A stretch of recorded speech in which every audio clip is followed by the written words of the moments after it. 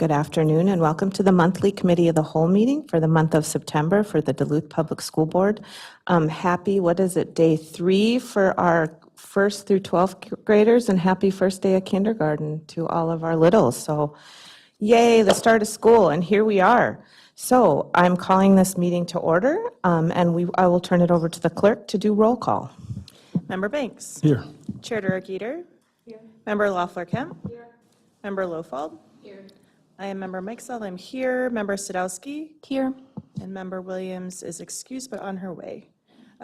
Superintendent Magus. Present. Assistant Superintendent Bonds. Present. Executive Assistant Brown. Here. And roll call is complete.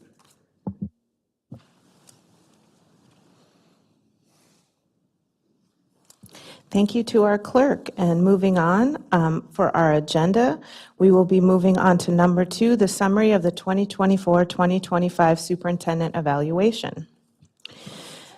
This afternoon, on behalf of the Duluth School Board, I want to share highlights from our evaluation of Superintendent John Magus and extend our deep appreciation to him and to the staff of the Duluth Public Schools for the work that they do for our kids every day.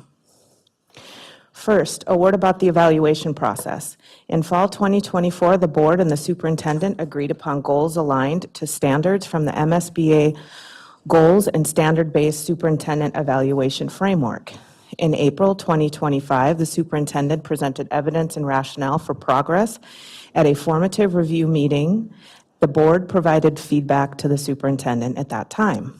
In August of 2025, the board conducted the summative evaluation, and the superintendent provided updated rationale and evidence for the progress on the agreed-upon goals to the board. The process is ran this way to ensure constructive oversight, clarity around goals, and an opportunity for continuous improvement for the superintendent. The school board affirms its confidence in the superintendent's performance this year. We have observed steady leadership, thoughtful decision-making, and a consistent focus on advancing our students' success. The first standard that we agreed upon was governance team element information for decision-making. The superintendent has improved the quality of information provided to the board. Small group meetings with board members and senior leaders have been especially valuable in giving the board the background and context we need to make thoughtful decisions. We also the board collectively wanted to acknowledge the time and preparation that both the superintendent and the staff put into these meetings. These conversations, along with the use of a progress monitoring calendar, have kept the strategic plan visible to the community, to the district, and to the board, and made it meaningful in our work for our students. The second standard we agreed upon was school district finances, asset protection. The superintendent guided the district through a $7.6 million in budget reductions and reallocation over the past 2 fiscal years. This process was anchored by clear guiding change documents, more than 50 stakeholder meetings, and a strong commitment to openness and accountability. The addition of forecasting models and a public-facing budget website has made our finances more accessible.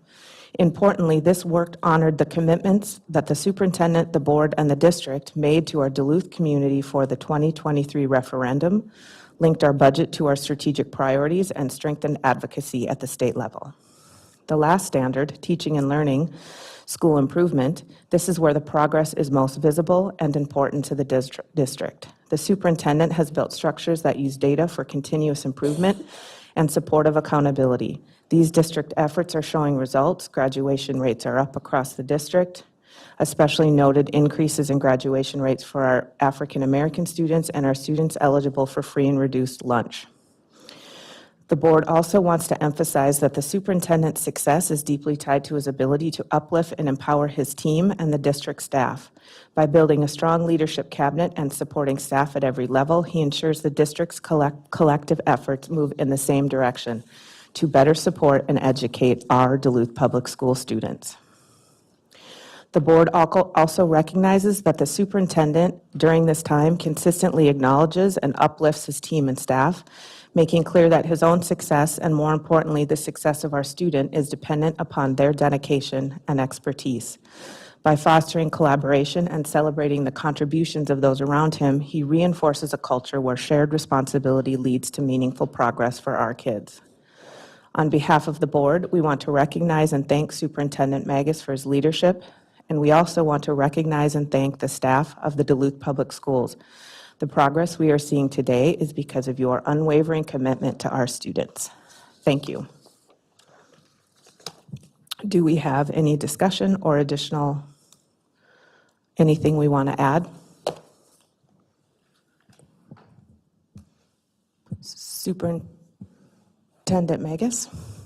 Yes, I just want to say thanks to the board for the time they spent on the evaluation process, and I know we've worked hard on that over the past several years to align as closely as possible with the Minnesota School Board Association way of doing things, and I appreciated the feedback, and I'm always looking to improve. I know that there's always more work to be done, but again, as you reiterated, I couldn't be here without the support of you as a school board, but also our team. Our team has been very, very important to us, and deeply grateful, and also appreciate everything that has been done there.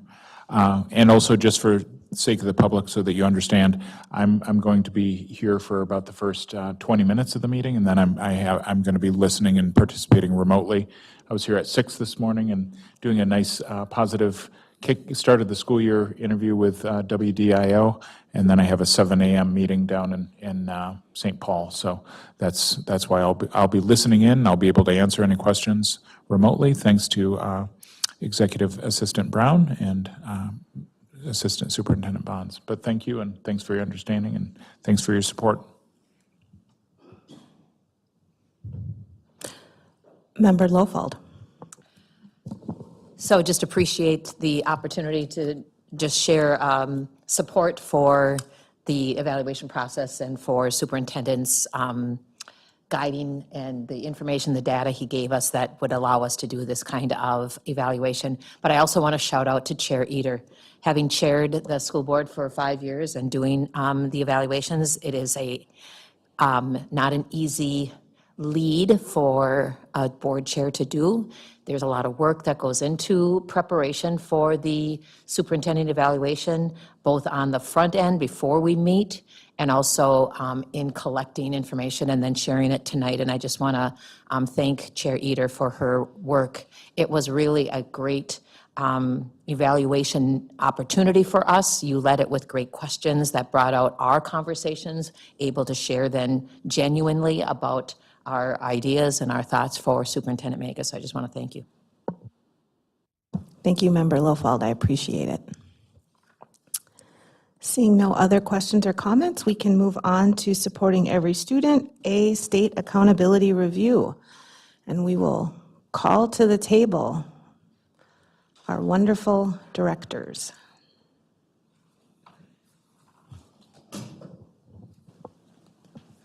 Thank you. As you come, please introduce yourself for the community and our visitors. And Jada, if you want to grab the other mic, that'd be great as well, so you can have your own as well.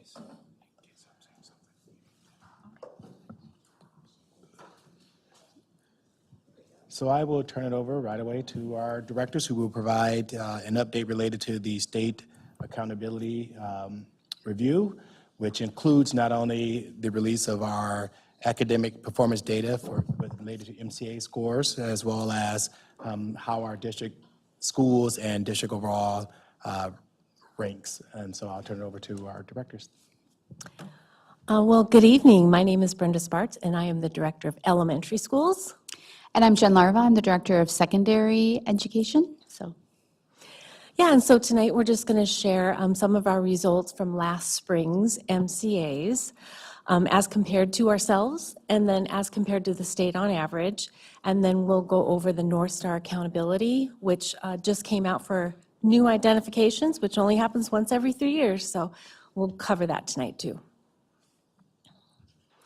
As always, our mission, our vision, our core values, I think we've shared this with you guys before, but those core values, we lean on them, and the things that we're going to be talking about tonight, the learning, the level of excellence, addressing equity, the collaborative spirit that goes behind all of this, and then kids feeling like they belong, and staff feeling like they belong, all of that contributes to what we're going to be talking about. So those core values, I really appreciate, I know Jen does, and we talk about them when we have our meetings and such, because they're meaningful. So like I said, we are going to talk about state, and then I have some local assessments in here. I included kindergarten first and second, because sometimes you don't hear how they're doing because they're not in MCAs. And so I did look at that information and put some in here for you that I'll explain too. And then, of course, that North Star accountability. So first, we'll talk about MCAs. So the Minnesota Comprehensive Assessments, I think you're all familiar with that. That's the high-stakes testing once a year snapshot. Really, the MCAs, it's meant to measure the rigor of how we address the standards, the academic standards in reading, math, and science. So that's how it's meant to be used. It's a systems check. We do talk about individual students, we do talk about individual schools, but it's like, how well are we reaching the rigor expected for each individual child? And so that's what it measures, is that standards implementation. So right now we are in MCA 3s. This might be something that they would need the information for. We've had different versions of MCAs as they've rolled out with new standards. And so we currently are on MCA 3. Science, I believe, is in MCA 4s already. So you're not going to see any science results right now because they have not yet released them. But this is our last year of MCA 3s in our reading. And so starting next year, we will have a whole different set of, it will be like, you can't compare. We won't be able to compare any results next year to these MCA results. So I wanted to make sure that you were aware of that on the front end too. That happened, I think it's 2013 too, when we went from the 2s to the 3s. So every 10 years or so, we make that transition. Can you just say why? Is it because new standards are coming out? Yeah, And this year, we are implementing the 2020, is it 2020? 2022 ELA standards. And so when we come to spring 2026, it'll be measuring the new standards. 2025 measures the last round of standards. So every 10, 12 years or so, there's this transition. And so next year when we're talking about MCA reading, it's going to be hard to compare us to us. Us to the state will probably be more what we're talking about, so. Member Loeffler-Kemp? Thank you. I always look forward to this. 2 questions is, can you just remind, particularly for the public, when the testing occurred that you're going to be talking about? And then also, there was another question, when the testing occurred. Well, most of the MCA testing happens in April of every year. There's usually about a 6 to 8 week window, and it changes just a little bit every year, but most of it happens in April of every spring. Okay, and then my thought came back.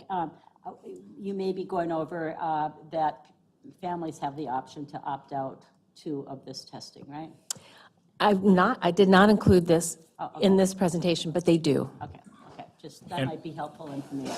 And I think that's incredibly important to note, particularly when I look at some of our high school scores, because quite often our high school students, unfortunately, do not necessarily see as much value with the assessment, quite frankly, and don't participate very often, which brings our scores down considerably as well. And that's across the state. There's just not a value to high school students in 10th and 11th grade to take it. Some do anyways and do quite well, and some just choose not to do it at all, so. Member Sadowski? Just to follow up on that, do we know what percentage about, on average each year that maybe the high school students of those that don't take it? I know the exact number, I just don't have it in front of me right now. That's okay. Just let you know. curious. But it is an issue, and the high school, both high schools had kids that were there and didn't take it, refused to take it, their parents counted them out, they started it and didn't finish it. I mean, but that's the reality of the high school testing, and that's always the case, and it's a problem everywhere. There's just no buy-in, there's not a lot of buy-in from high school students for that test. Do we see a similar trend with middle school, with middle school? I think that you'll see parents excusing at all levels. It's not just at the high school level. When we get our data reports, we can actually go and see tied to students, which students aren't taking the assessment, either based on their own refusal or parents signing them out. But it is pretty much kind of across the board. Great, thank you for clarifying that. I just think it's something I hear, and I just want to make sure the public knows that that is a parent option. Yeah, thank you. Member Lawford? I don't want to spend too much time on that, but I don't know if it can, I think all of us know, but again, for our public or for our families, is when you opt out, that actually affects our data reporting, it affects our percentage reporting, and there's movement on to change that, to somehow allow those that opt out not to count against school districts. It just doesn't seem to have gained much support across the aisle, which for me seems like a no-brainer, but we'll keep working on that as we advocate for the needs of our district, especially, yeah. And I would be remiss not to share with the community, we really encourage families to support the school district by supporting their students and encouraging their students to actually take the test, because it does provide data that is meaningful for the district. It gives us a benchmark in terms of how we're doing. So it is important that students participate, as many students participate as possible. So I would encourage families to help us during those times. And obviously, we respect and honor parents' wishes who decide to opt out as well. Okay, so I started with reading here, and grade to grade, all the grades that are tested. And again, the one on the left compares our 2024% of students that met or exceeded the standards according to the test, and then 2025. And so this is really, of course, like third grade, those are different kids, because those third graders are now fourth graders. So this is kind of apples to oranges each year, yet this is just how well do we address the standards at those grade levels each of those years. And so that's an us-to-us comparison. You can see that third, sixth, and eighth realized growth, and the others did not realize growth.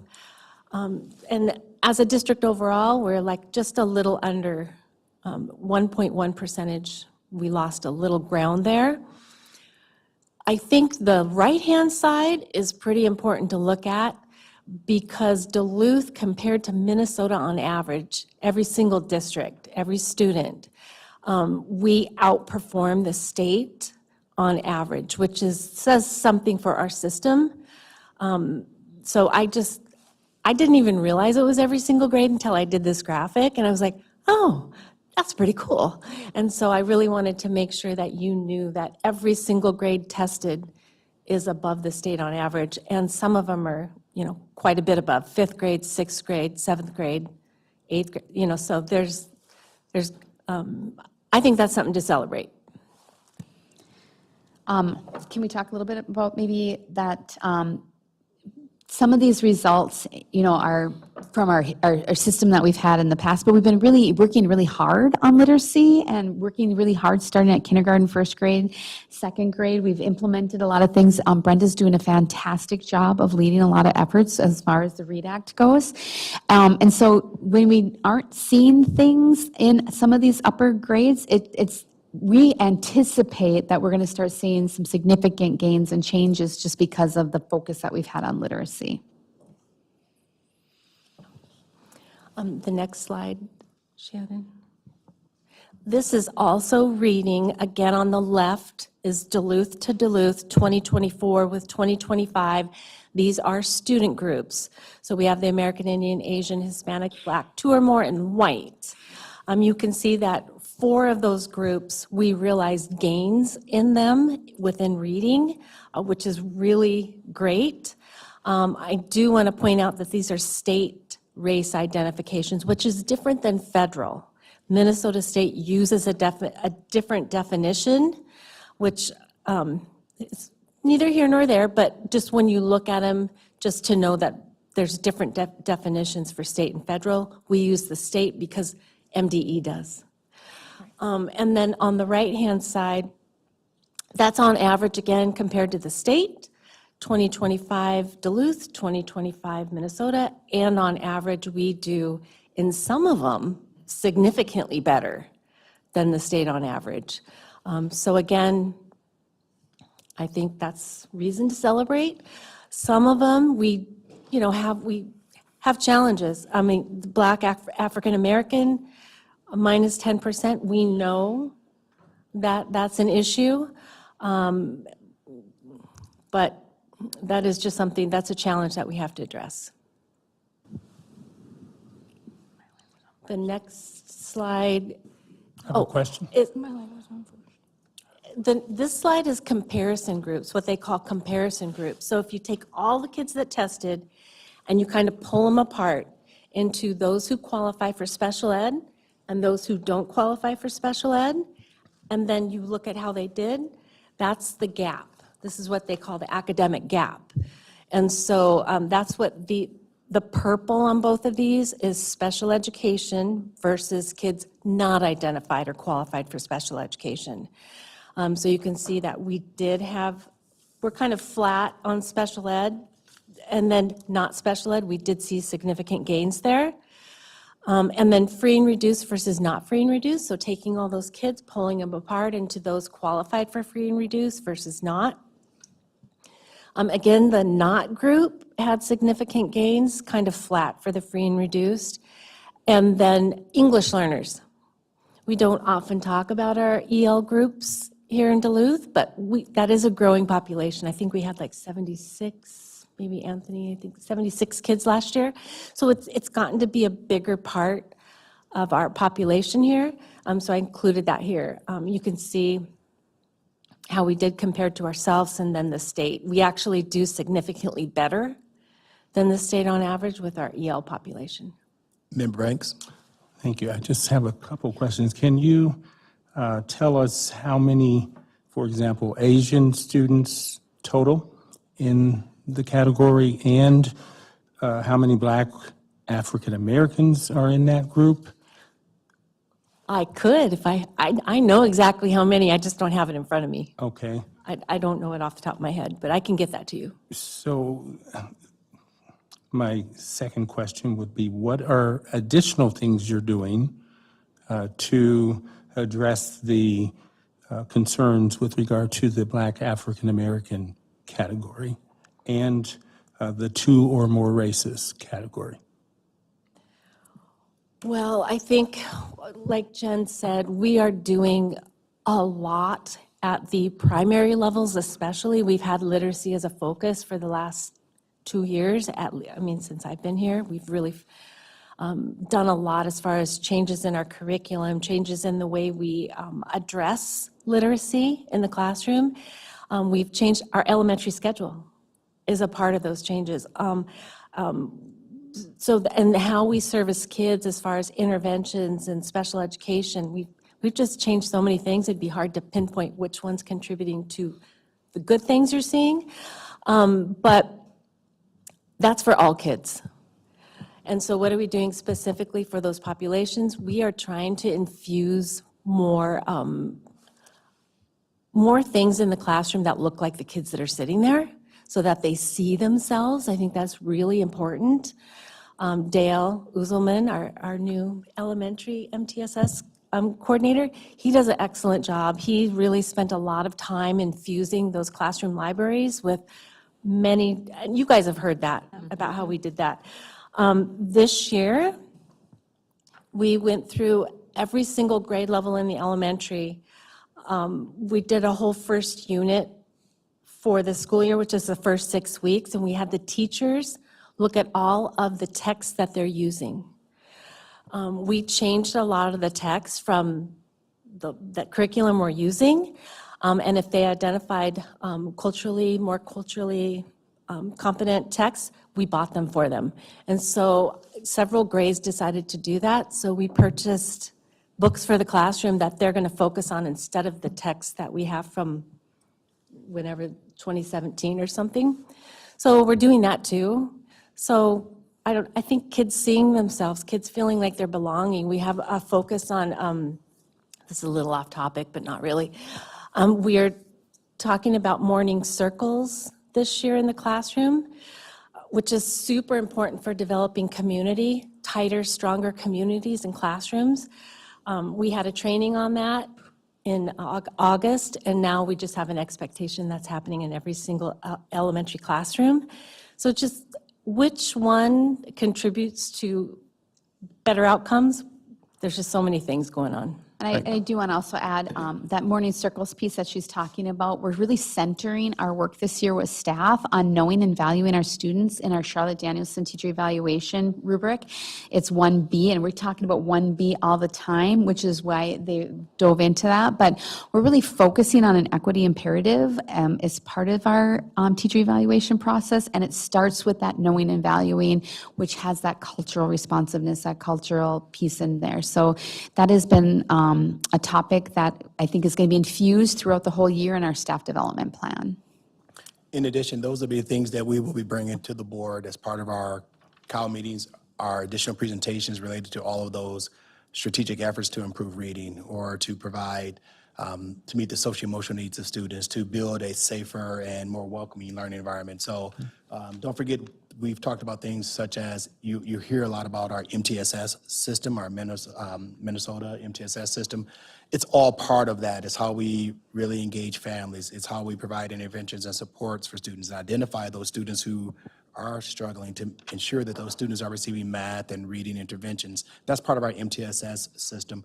Our MTSS system also has, as was shared, is focused on students feeling connected, belonging, and welcome in schools. Those morning meetings or morning circles are similar to what we're doing right now. Students have opportunities every day to feel connected and part of the school community in their classroom, where they have an opportunity as part of the morning meeting or morning circle or community circle, whatever they decide to call it. You know, students have a chance to be recognized. They talk about who they are as individuals and, you know, what names they like to be called, and they talk about their family dynamics and things of that nature. So the morning meetings have a lot of activities that get students to get to know each other. The teachers get to know the students, right? Because if you know students and they know each other, it builds community. So we are putting in place a lot of initiatives and efforts that will build that community within the classroom, which we believe, if students feel safe, connected, that will lead to improved outcomes. If we're identifying students right away and screening to make sure those who need reading and math instruction receive it, and we provide them those opportunities, or those check and connect and other things, those who need mentors or mentoring, we try to ensure that they have an adult that they can count on and go to and be supported with. So all the different efforts that we brought forward to the board as things we're working on in addition, these are things we have been working strategically to improve over the years or have implemented as of new efforts and reinforced them over the years. And so that's a long way of saying there's a variety of things that we are working on as a district to improve outcomes, and some of them are new, and some of them are improving systems and thinking about equity, and it's going to take time also to really continue to show increased gains with our students, especially those who we have not meet the needs of our African-American students and our Native students. So I'll stop there and go to, I believe it's Member Williams first. I had a and then I'll come follow-up, over if I may. I'm sorry. Go Just ahead, a sir. follow-up real Yes. quick. So is it possible to get those numbers for, please, I just needed I to, wrote a note down for myself. yeah, thank you. Could you send them to the whole board, too? Yep. Thank you. Member Williams and then Member Lafleur-Kemp. Thank you. I had my light on and then I turned it off because I wasn't sure if Member Banks and I would kind of ask the same question. I guess I would be remiss if I didn't acknowledge the elephant in the room that we've all talked about. I can appreciate the increase from 24 to 25 in our Black students, but it is disappointing to see that us compared to the state, us as in Duluth compared to the state, and then to see the decrease in the 2 or more races. So I just have to say it out loud, and I know that we're working towards it. I want to ask back to the morning meeting circle time. I missed it if you said, is that just at the elementary level, I'm assuming? It is just Okay. at the elementary level. We had embedded that in our schedule 2 years ago, but we had never focused on it. Okay. And so we did have training for all the schools, and then we did it with the staff during, was that just last week? That was just last week. And so we had never pulled it off the schedule and focused on it, and so we decided it was time to do that. I appreciate, I think that is going to be really helpful. I'm glad that that's happening. And I do appreciate hearing, yeah, it is important for our kids to see themselves. So I appreciate that there is this focus now, and that will be more of a regular part. And I'm hoping that we will see better numbers next year. And I do But want to overall, reassure you also at the middle school, we have advisory. Remember when we did the new schedule, we put in some advisory time, which is kind of a similar kind of concept when we're trying to really push across that, knowing and valuing your students at that time. I love that. Thank you. I do want to acknowledge, like, overall, this is great. And also, it's hard to see. So thank you for the work you're doing. Member Loeffler Kemp. Sure. I was going to ask the same question Henry was about getting the numbers. So yeah, send it out to all of us. I guess I would just add, I appreciated hearing about the new books and that. And so that came out of our budget. That was a planned expense with our budget, right? The books. That actually was ESSER. Oh, that was. That we were able to get that. Anthony actually spearheaded that project. And really that put a lot of books in our classrooms, really diverse, high quality, culturally competent texts in our classrooms, which is really great. And the teachers are using them. Okay, excellent. And then my other follow-up comment, and this was kind of talked about too, is I really appreciate the focus on the morning meetings and advisory. And I think it may be interesting, any of you, to talk to elementary teachers. I think many elementary teachers have used a version of morning meeting over the years in different ways, and but with a kind of stronger focus, consistent across the district. I really think that's important too. And but as you talk to teachers, I think you'll hear a lot of different ways that they have already implemented morning circles and kind of the creativity that they use with it as well. So, thank you. So the next slide I had to put in here for you guys. This slide right here, it's reading. This has to do with what we call cohorts of students. What we looked at in all the prior slides, that's kind of apples to oranges students, because from 24 to 25, they're different kids in third grade. There are different kids in eighth grade. So you're measuring more that implementation of standards rather than thinking about how kids are growing. This slide here talks about cohorts. So this is really showing growth across the years with the same kids. So if you're going to go, let's take Stowe, for example, the very first. In the yellow box for 25 third graders, 2025, that's this last year's third graders. So they didn't take it before that, so there's no comparison. The second row there, that's 2024 third graders, but now they were 2025 spring fourth graders. So when they were third graders, 26.3%. When they were fourth graders, on average, for Stowe, 32.4%. So Stowe was able to grow those third graders by 6.1 percentage points. So many more kids met or exceeded the standards according to MCA in reading. Look at their fifth graders, who were the prior fourth graders, so that cohort of kids grew 15.3 percentage points. All the red boxes on here represent double-digit growth of cohorts of students. So the same kids that were third graders, now fourth graders, or fourth graders, now fifth graders, and how did we grow them in our system? 90% of the cohorts, because there's 20 different cohorts here, they grew. So when I examined the data this way, I was like, Okay, that's awesome. So that makes me feel good about our system and what we're doing, because sometimes if you just look at apples to oranges, you're not seeing the growth really from kid to kid. That's what this is about, is really comparing apples to apples, the same cohorts of children. And then as a system, that very last one on the bottom, that's all the elementary schools averaged out. So we had 4.9% third grade. They were now fourth grade last spring. They grew. And then fourth graders, now fifth grade last spring, 12.1 percentage points. That's pretty good. So I just wanted to make sure that you saw that. Superintendent Magus has a question. Give me 1 second. So actually more of a comment. I'm just, I want to reiterate that I'm very impressed with the work that's being done as well. And having seen letters in place in previous districts, it does sometimes take about a year until you start seeing the growth, but you will see very, very impressive growth in addition to what you're seeing already.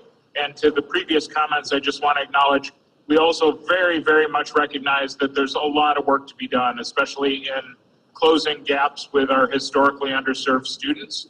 And we want to make sure that we're doing our absolute best in that area. So I just wanted to reiterate that as well. Thank you. Chair Derek Eater.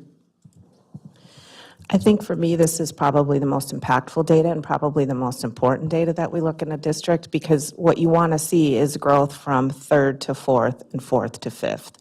So that is just suggesting that the implementations and the practices that we have in place are more kids are doing better the longer they stay with us.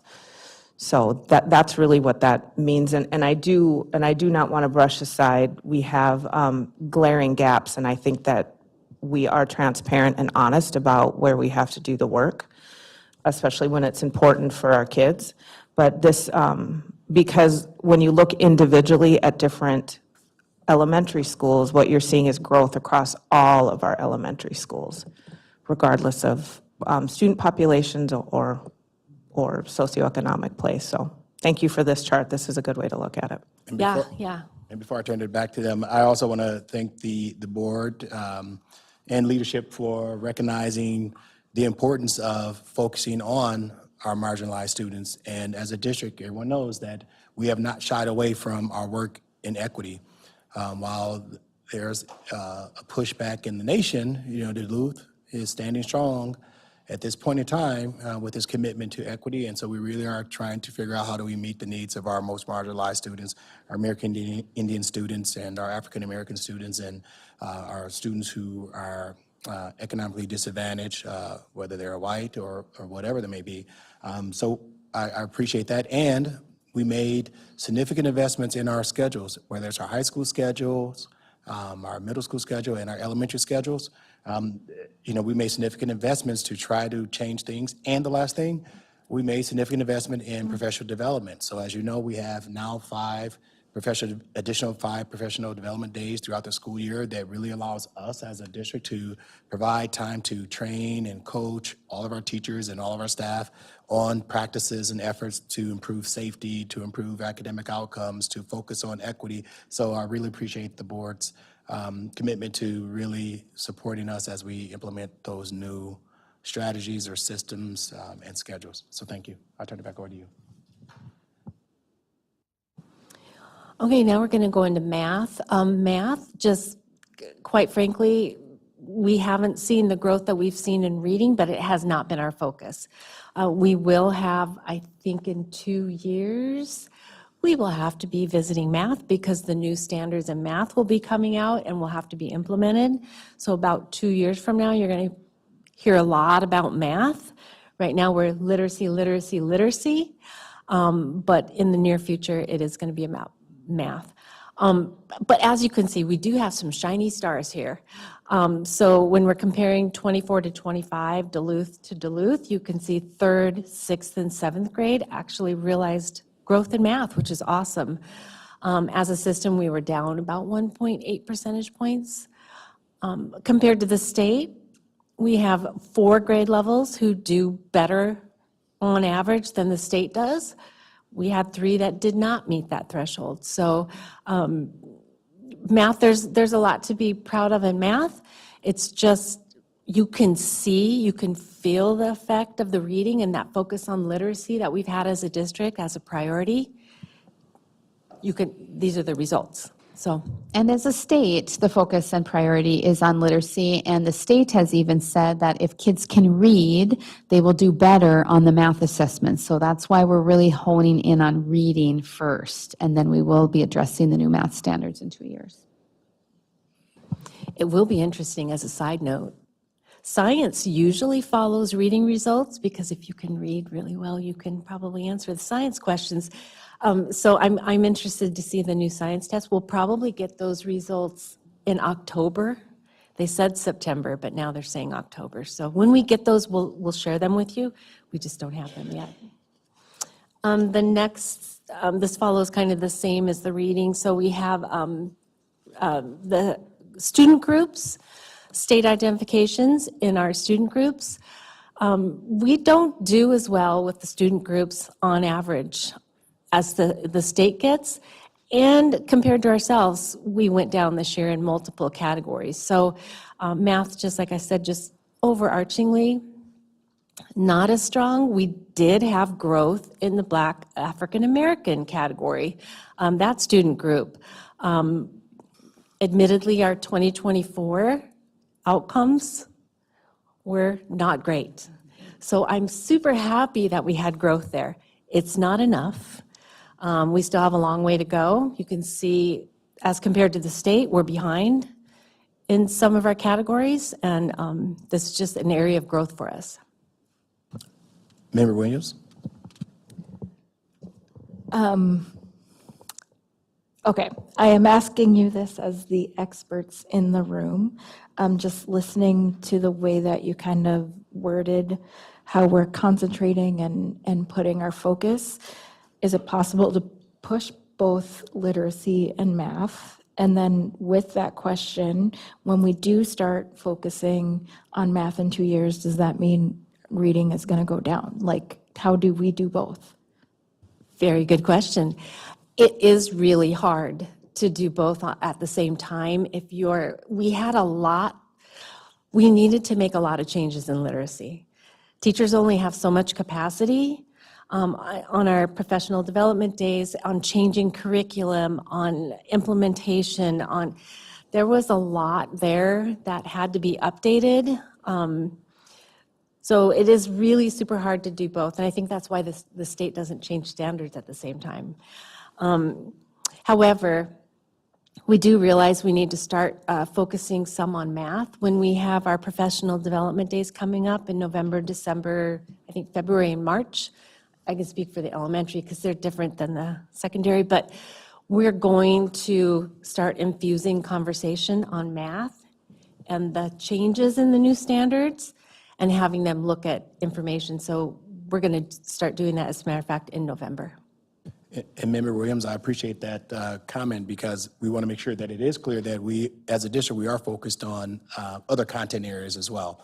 We may have moved in significant resources to focus on ELA and reading standards and materials and resources, but we have not focused on other areas, whether it's science or social studies, because the goal is to also, last year, we focused on what we call teacher clarity, make sure teachers focus on the standards, even within those content areas, that they are really clear in their communication on what students are expected to know and be able to do. And so there was a concerted effort, and it continues to be a concerted effort on making sure that regardless if it's teachers who don't teach ELA or reading specifically, but that they are focusing on providing high quality instruction. So that hasn't moved away, but we have put significant more resources in literacy. So we're hoping that over time that we will continue to see some improvement even in those areas as well. Member Sadowski, and then Member Mike Self. Can you remind me when the last time we got a new math curriculum was? And then maybe you could talk a little bit about, I've gotten to see a couple of your presentations over the last few years about what goes into when you're purchasing a new curriculum. Maybe we don't need to go down that road, but are we going to be getting a new math curriculum as the standards change, or are we going to get a supplement? I'm just curious what that, So it's been For a public significant access. amount of time since math has been a new adoption. We know social, so we have English right now, ELA. We are going to have social studies, which is implementation years next year. And we're not looking at a huge resource expense in the social studies area. But math is going to be another area where we're going to need to resource. We're going to need to pretty much do all across the board, K through 12. We have some materials that are significantly older in some areas. We've had a lot of supplementation just to use the materials that we currently have.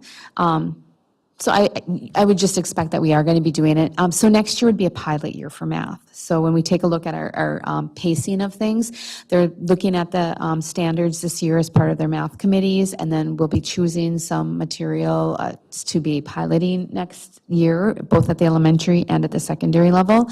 And then the next year would be when we would implement those standards. great, thank you. And I really appreciate all your work on that. I know it's a multi-year process with many people's input, and I always appreciate hearing about the piloting and getting different teachers' perspectives. Thank you. Thank you. Member Mikesell and then Member Loeffler-Kemp.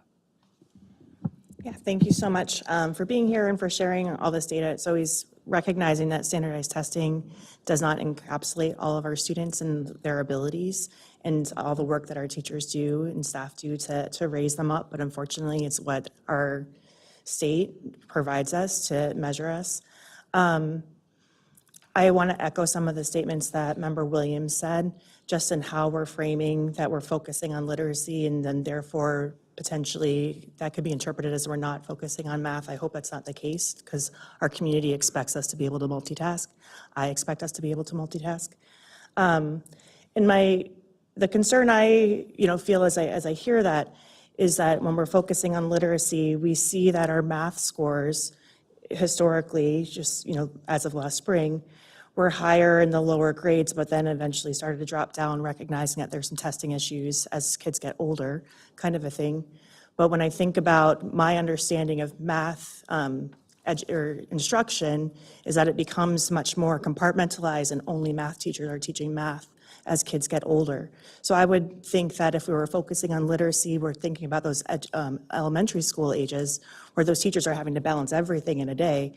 And yeah, I would almost expect to see lower scores in the elementary if that was the case, because those teachers are focusing. But as we're seeing it opposite, we're seeing it the lower scores in the older when there's dedicated staff that only do math. So I was wondering if there was any explanation for that, or is there something that we just really have to double down and work on harder? I don't have a clear explanation for that, to be honest with you. But I do want you to know that our content leads are moving work forward. So we do have committees that are working. They're talking about standards. They're looking at their success criteria. So there is work that's being moved forward, even though we don't have the new standards in front of them being actively taught at this time. And part of that reason why we haven't just jumped to the new standards, again, when we talk about the sunsetting of MCA 3s for reading this year, and we're going to be starting 4, our kids for the next year, 2, this year and the next year after that, are still being tested on the standards that are MCA 3s for math, and then they will enter into the 4. So we're in this weird place where we're trying to balance, we have to ensure that we're doing the standards this way for this assessment period, and then we'll be moving on to the new standards in the next one. But when it comes to instructional approaches, those are things that we've seen some movement and some growth in. We do have we have Ed Lewis, who is at the high school working really diligently on some of the different things. And if you have a high school student, you'll see that there's lots of whiteboards all over the place. They're doing things differently instructionally. They're trying to be more engaging with their math and having the students engaging with it. We have Becky Starks, who is our content lead at the middle school math. We ended up separating those two pieces because they're just different balls of wax, really. So we do have focus and attention there. I can't say why we're not being as successful at this point in time, but I think we really just are trying to shore up our tier 1, which is those learning intentions, the success criteria, all those different pieces that we talk about when we talk about clarity for learning. Thank you. Member Loeffler Kemp. Yep, great discussion. More of a point of information. I believe in April or May or earlier this year, Dale, our new MTSS person, had brought a color-coded chart on our standards and when we were going to adopt them. Am I right? Yeah. And he laid out kind of a 3-year plan on it. It might be helpful just to pop it out to us again. But he and his team, I know, did a lot of work on that, and I found that presentation just very helpful to think about kind of when things were going to be adopted and why and that. And so, was it April, May? Who remembers? Yeah, lots happened since then. But anyways, if you could pop that out again, that would be greater, I think, with this discussion. I wrote it on my list.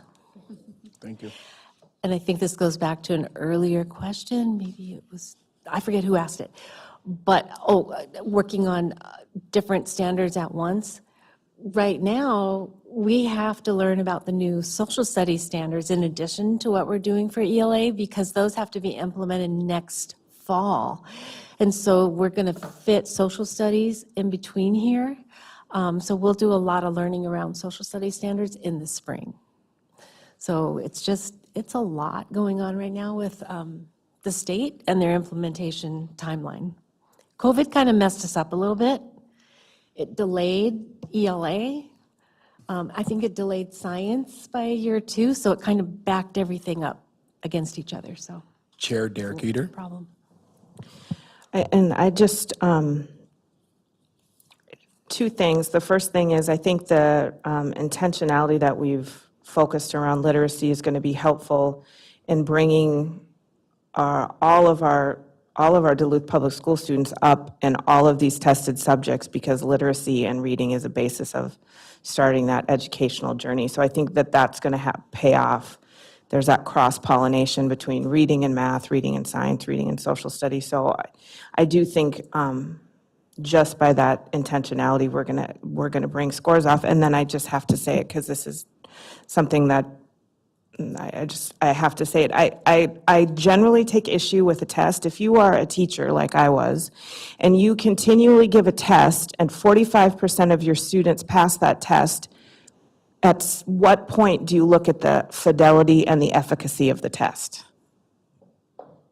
So I have to, because when I was going through my teaching at the College of St. Scholastica and I was up for my tenure, and if only 45% of my students continually passed a test, I would look both at instructional design and how are we assessing these kids. And I guess I would love to hear from the Minnesota Department of Education and probably the Federal Department of Education is how are they proving to us the fidelity of the tests that they're asking us to take. So, okay, I'm done now. That's my soapbox. Thank you.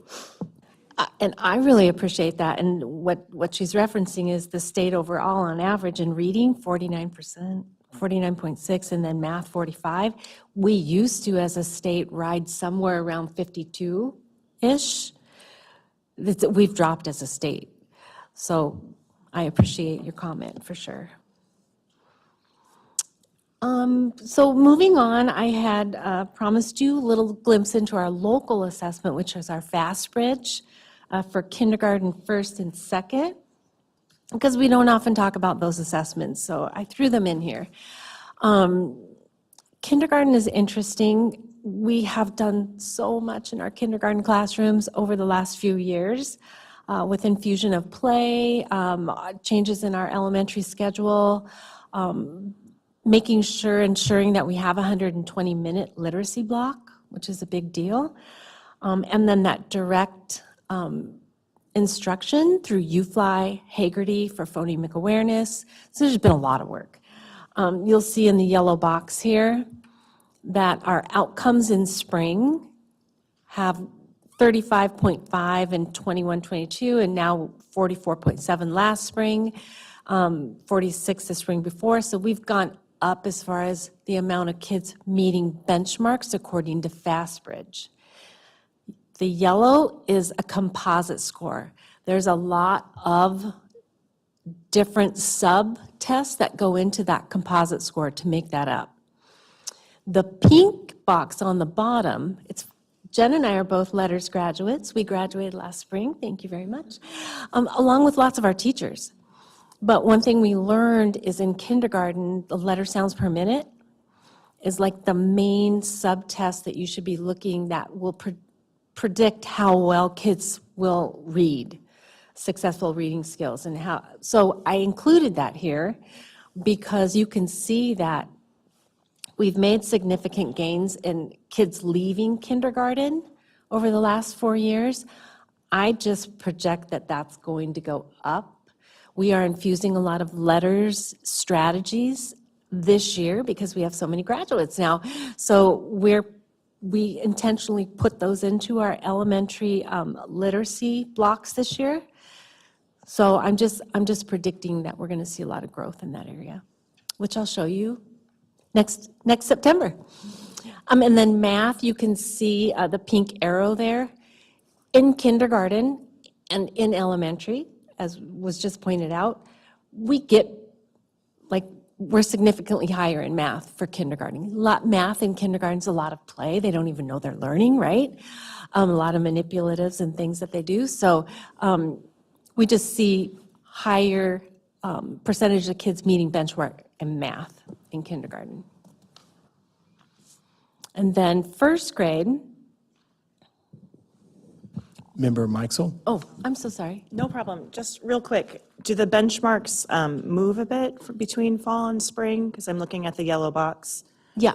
And we have 51% in the fall, or let's say this most recent year, 59.8% in the fall, but only 44.7%. And so is the testing different, more rigorous? And that's why it seems to appear drop? The test does get much more rigorous as kindergarten goes on because kids are gaining skills and they're expected to gain the skills. As a matter of fact, the fall subtests that go into the composite are different than the spring subtests that go into the composite. One of the tests that's similar across the school year for kindergarten is the letter sounds per minute. So the tests change because their skill sets change so much over kindergarten. So, yeah. And would the expectation be that the percentage stays at least the same? Or is it expected that we would see the spring percentage be slightly lower than what it was in the fall? Well, so herein lies a challenge. We should experience growth because we should be growing those kindergarten skills. The test changes, but their skills should be growing at the same clip. So for me, in my mind's eye, it was super interesting when I came to Duluth, and historically, I could look back probably 10 years or so, or whenever they started FAST, and we've never realized growth in kindergarten. Hardly, on average, over our schools. Just take that on for a moment. And so that's why 2 years ago, we really were like, what's going on in kindergarten? And it's systemic. So it wasn't a school, it wasn't a teacher. It was our approach to what we were doing or using, and so that changed to Haggerty.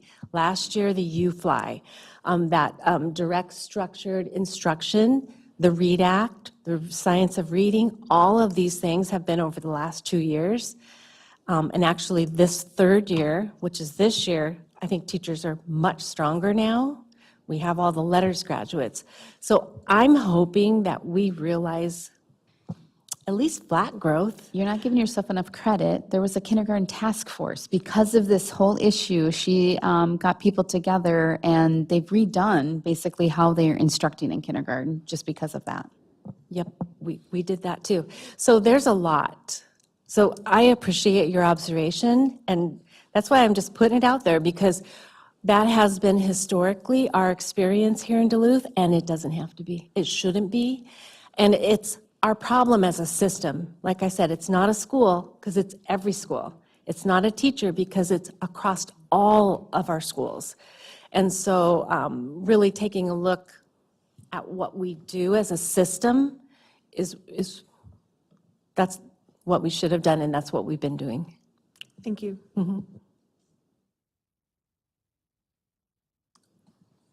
Shannon.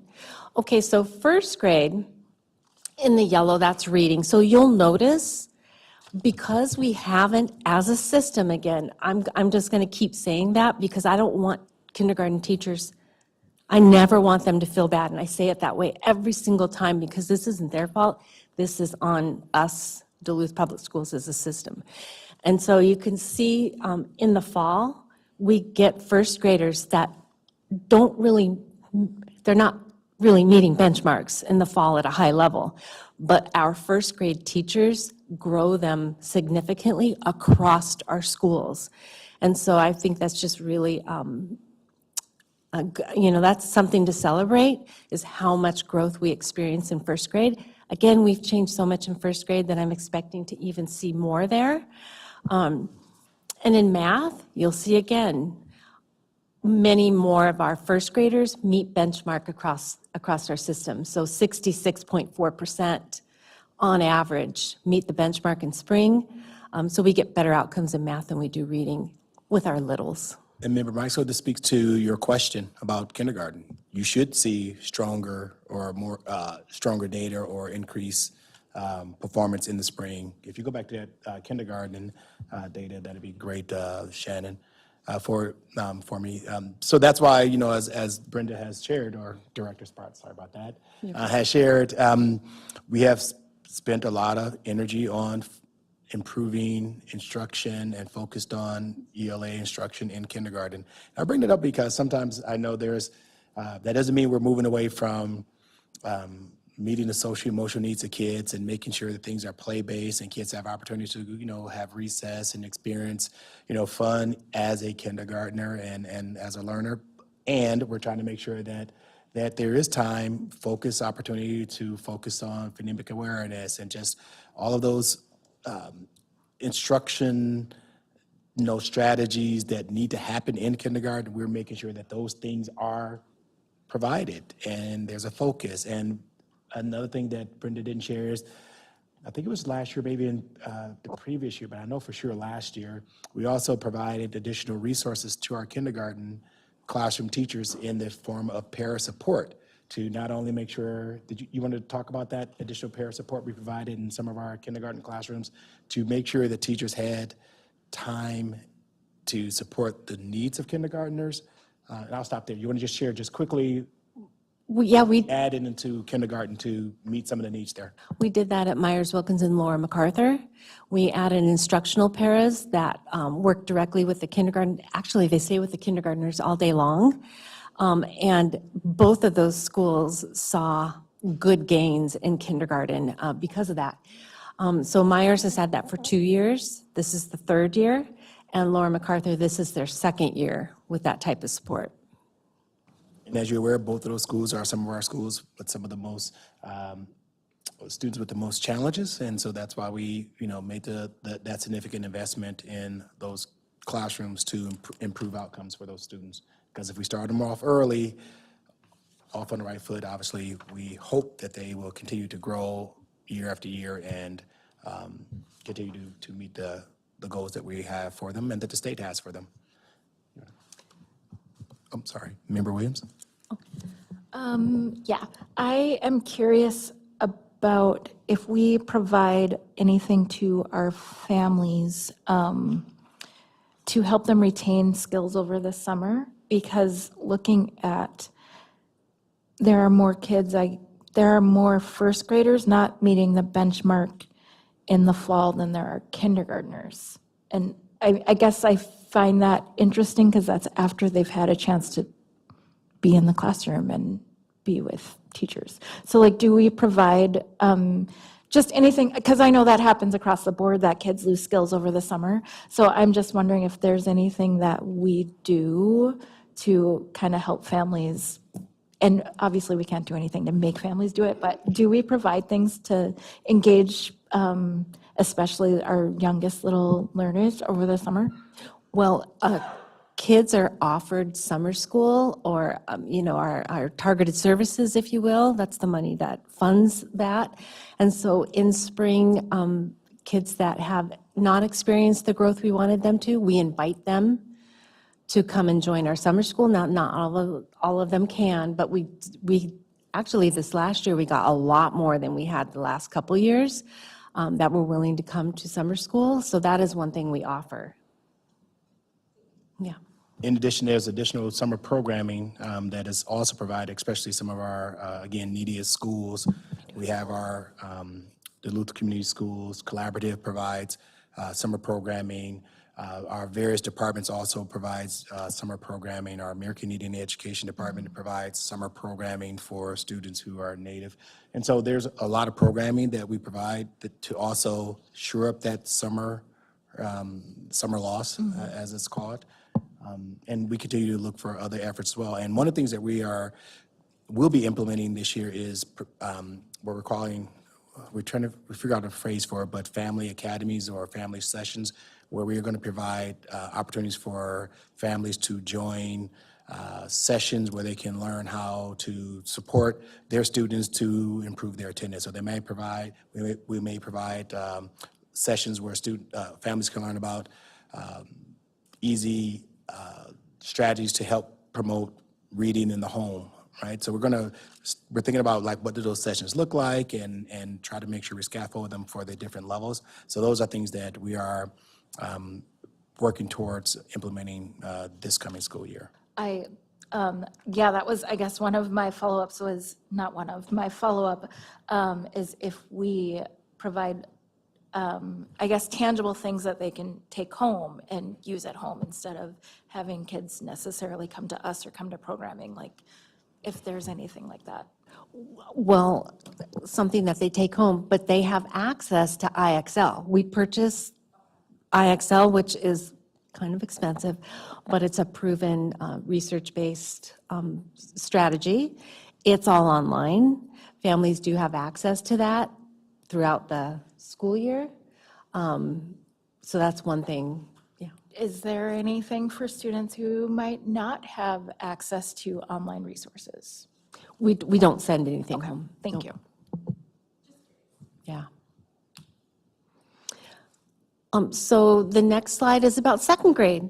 You can see that in the fall, in the yellow box, kids come in higher, right? Because they end first grade higher. They come into second grade higher, but second grade grows them again. So this goes along with the MCAs we saw earlier, where we saw the cohorts of kids from third to fourth to fifth grow. They do from kindergarten to first grade grow, from first grade to second grade, they grow. And then as we saw, third, fourth, so throughout elementary, we're seeing that kids come into kindergarten and they keep growing as far as through fifth grade. So I think that's a positive message that we can take away from this too. But so second grade, on average, over 4 years, 8.1%. They grow from fall to spring. And also, again, math is a little stronger. So in the elementary schools, as we pointed out earlier, we just are a little stronger in math with our outcomes. So even though it hasn't been like a priority focus because the state on it, we have literacy as our primary focus, we are still very active in math. We still get great results in our elementary, especially with the littles. And so I just wanted to make sure you saw that. Now, the next part here is about North Star accountability. We do, Minnesota started this 9 years ago or something. And this was in regards to the state plan to satisfy the new law. December 2015, that went into effect. It was to fulfill the requirements of ESSA. And that's how we got North Star accountability. What do we call the last one? I forget. Yeah, something like that. I forget. There's been a few. So this is an identification that happens every 3 years. This is a current year one cycle. So 25, 26 will be year one of this cycle. And then we'll have 2 more years. So the next identification will be August 2028, if we still have the same system, you never know. What this does, it identifies schools and then last time districts, although I haven't heard anything about that this time, for more support due to outcomes. Well, there actually was a shift, if you recall. We work with Gina Cole, who is our MTSS lead for the Northeast Service Co-op, for our Northeast Division. And the shift has been, the support is now at the district level and not going directly to the sites, because they felt like they were siloing things a little bit with the work that was being happened. So I don't think they're identifying districts, but the districts now are getting more support. What she said. I just put a side note here. If you go into the Minnesota report card, because you can go on to MDE, go to the Minnesota report card, pull up Duluth Public Schools or any individual school, and there's so much information at your fingertips there. So there's a lot there. When you're looking at all the MCAs I just showed you, that is a different formula, calculation, than the calculations within North Star Accountability. North Star Accountability is an average over 3 years. So if you see like they're talking about outcomes, or they're using percentages of proficiency, they're not going to match the every spring. So if you see that, I just wanted you to know that the formulations are different. They consider kids in those groups. There's many different criteria they have. And quite frankly, it's complicated. So I didn't put it in here. But so it's just different calculations than what we are used to seeing spring to spring. So what North Star Accountability does for the identification process, it puts all the schools through stages, looks at them. So the first stage they look at is just raw information. How well did schools do on the math? How well did they do on reading? And then progress towards EL proficiency. So they look at that. If the school is struggling there, they put them through the filter to stage 2.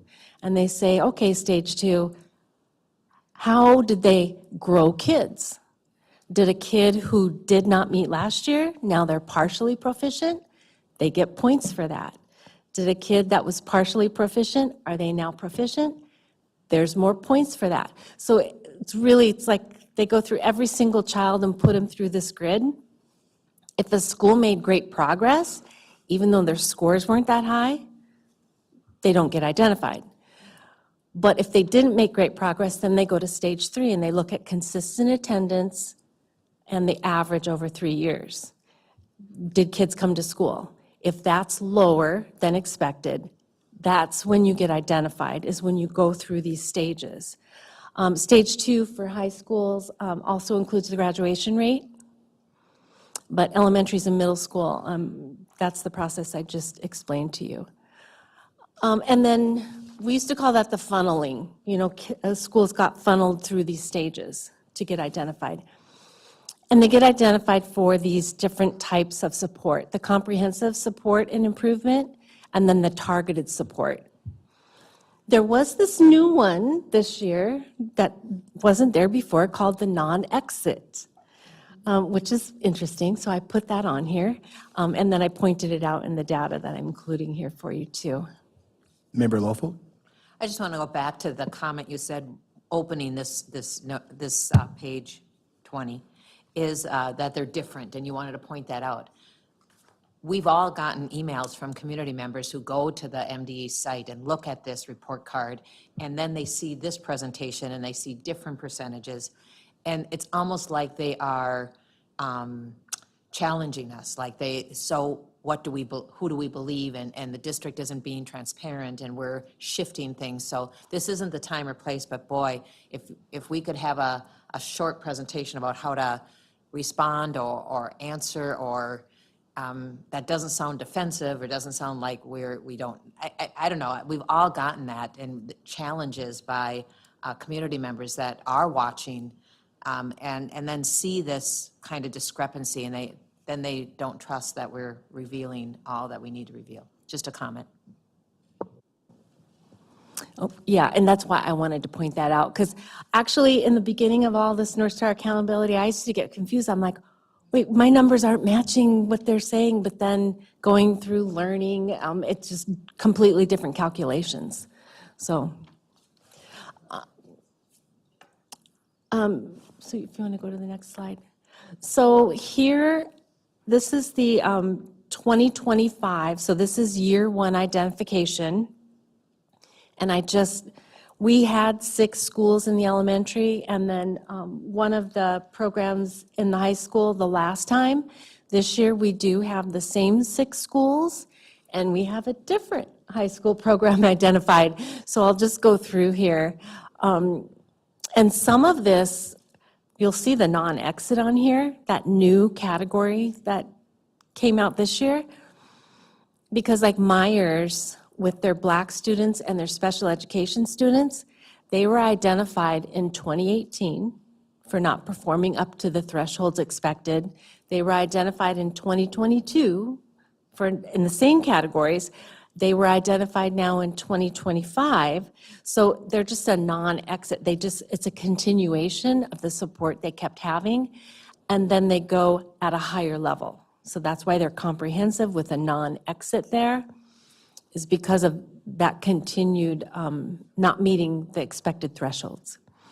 And then we do have some new categories for Myers-Wilkins there with targeted support, meaning these categories didn't meet multi-year average, because remember, this is a 3-year average. So we're reaching back 3 years ago, 2 years ago, and last year, averaging that out, and that's what this is calling out here. And then Congdon has been identified for special education over the last 3. This is now the 3rd time. So they've gone to comprehensive instead of targeted. Again, that's the non-exit. They just didn't meet the threshold expected, so they don't get to exit support.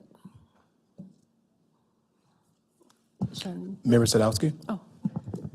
Yeah, I'm glad you brought up the special education question, or just comment just now. I was looking back at some of the data that you covered earlier, and I was looking at the special education 2025 reading MCAs and then the math categories. And similar to Member Banks's question about our African American group, what are we doing specifically to kind of get some of those scores up in our special education department?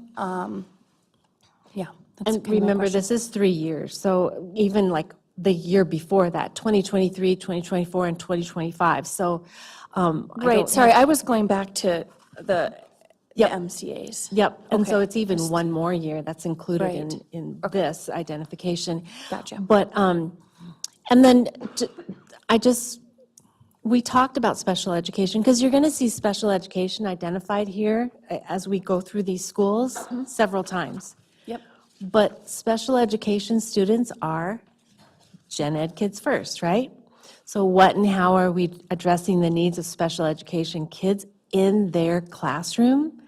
Being more inclusive, having them feel a sense of belonging, differentiation, having special ed teachers move into the class to support special ed students instead of pulling them out. Those are all super important factors, which we're working on. We're actually changing the model in the elementary schools. In several of our schools, that special ed teachers would be going in to the classrooms to service and work with kids rather than pulling them out, which is a pretty impactful model. And so there are a lot of things we're doing. Great, In thank you. addition, and I know Director Crane is back there, if you want to come up, Jason, and share some information related to some of the programming changes that's happening in the area of special education. So I'll start because we have made over the years significant investments in the area for students with special needs. You know, just like I know, and Jason is going to share some of that, Director Crane is going to share some of that, the number of students with special needs continues to increase. And so the district, as a result, has had to make significant investments to support those kids, and we've added additional programs in the district to meet the various needs for those students, which means there's additional staff, additional supports. There's additional support even in the department for Director Crane to meet those needs, to work with teachers on adopting and adjusting IEPs and make sure they're well-written to identify the needs that those students have. I'll stop there because I'll let Jason share some of those things, because I know that some of those things I wanted to highlight, some of the things that we have done to improve programming for our students with special needs, because it is concerning, and this year more than ever, the identification is more glaring. And so I'll let Jason share, Director Crane, share some other things. Thanks for inviting me up.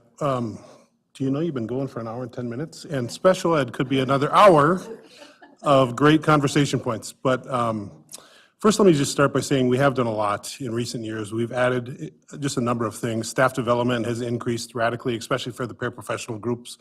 We went from one day, about 7 hours of training, to nearly 40 hours of training for access for paraprofessionals. And not only supporting reading initiatives, but also math and other topics. We're providing some very comprehensive training. I just want to highlight one thing before I lose your attention. Special ed and Duluth Public Schools make some choices, and we make some great choices, but one of the complicated things that Duluth Schools has made, several directors before I ever took charge of the special ed department, we have a very inclusive model. Some of our very most at-risk students are in our public school settings, and they show up on our test scores. So it doesn't surprise me at times that our nonverbal students are showing up in those categories there for those school sites, and they do affect MCA results and things like that. Other schools have them in separate school buildings where they show up in different ways, and they have much higher scores because maybe some of their most at-risk kids are not in their public school settings. So I'm very appreciative that we have inclusive schools, but it doesn't surprise me that it affects our test scores. So that's one of the first things to keep in mind, and that affects the North Star accountability ratings because of our choices that we make on our school district. And I support it. Our families long ago have asked for all children to be included, to be inclusive, to go to their school classes with their age mates, and we've actually ramped up an initiative to keep kids included in general education classroom settings, because it is the most optimal way for kids to learn and grow. I'll stop, but if you got more questions for me. I just want to say I appreciate you pointing that out, because that does kind of help us understand the data in a different way. So thank you. Thank you, Director Crane. So the next slide just goes on. Oh, I'm so sorry. Did somebody else have a question? It was a question for Mr. Crane, but I think I'd like you to move on. Yeah, it's about when we identify kids, but yeah. So this just continues through the other identified schools in this round. We have Laura MacArthur. What this doesn't show is that Laura MacArthur was identified for as last round overall and being in the bottom 5% of Title I schools. Guess what? They're not now. So that was awesome.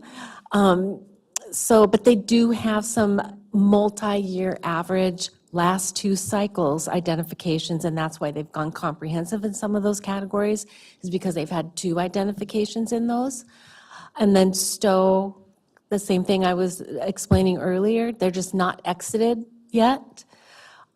Piedmont, same thing. Actually, Piedmont did quite well last year. They're a school to celebrate. I thought for sure they wouldn't be identified, but there they are. They didn't quite meet the exit criteria, but we're working hard over there.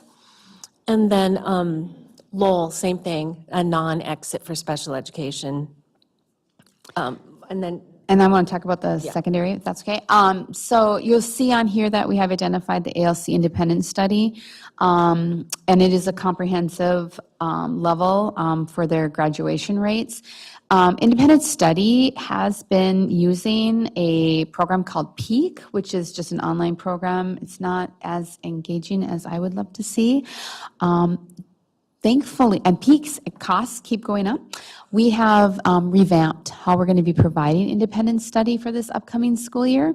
And tons of work and energy and effort have gone into making Canvas course blueprints, is what they're calling them. So they are courses that a student will be engaging in and then being able to finish it in independent studies. They might be in ALC school within a school and maybe not attaining what they need to, and they can do that later in this program. We're calling it Fix It and Finish It, but we're having a different approach to how students are going to be instructed through these modules that we're creating in Canvas.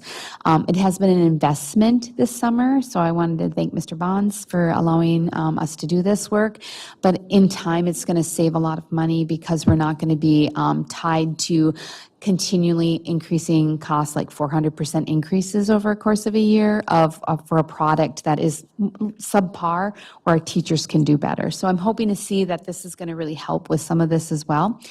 But that is the only school that you'll see on here for the secondary that's identified currently. I do want to celebrate the fact that we have 2 schools or 2 programs that had exited. So our Academic Excellent Online program, it had been identified for math MCAs, and that was because we had poor attendance taking the assessments. So they did some things to try to encourage kids to participate more in taking those tests. If you can think about coming in and taking a test when you're an online student, right there's a challenge. But they've done a few things with some incentives, and so they're off now.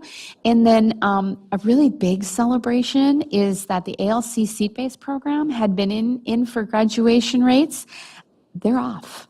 And so that is just showing you that some of the belonging and connecting work that they're doing down at the ALC and the seat-based program is paying off some dividends, and they have been increasing those graduation rates over time, and so they are no longer identified. So I wanted to make sure that you were aware of those two successes that we've had.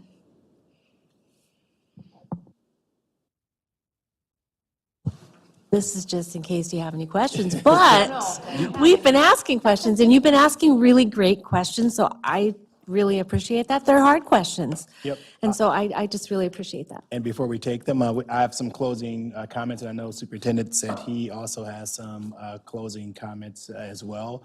But I wanted to, again, I always be remiss not to share that, you know, we recognize as a district, as the assistant soup who oversees teaching and learning equity, along with the entire team, you know, we take this very seriously. We really are encouraged by some of the data that we see, whether it's our MCA data as well as our district level data.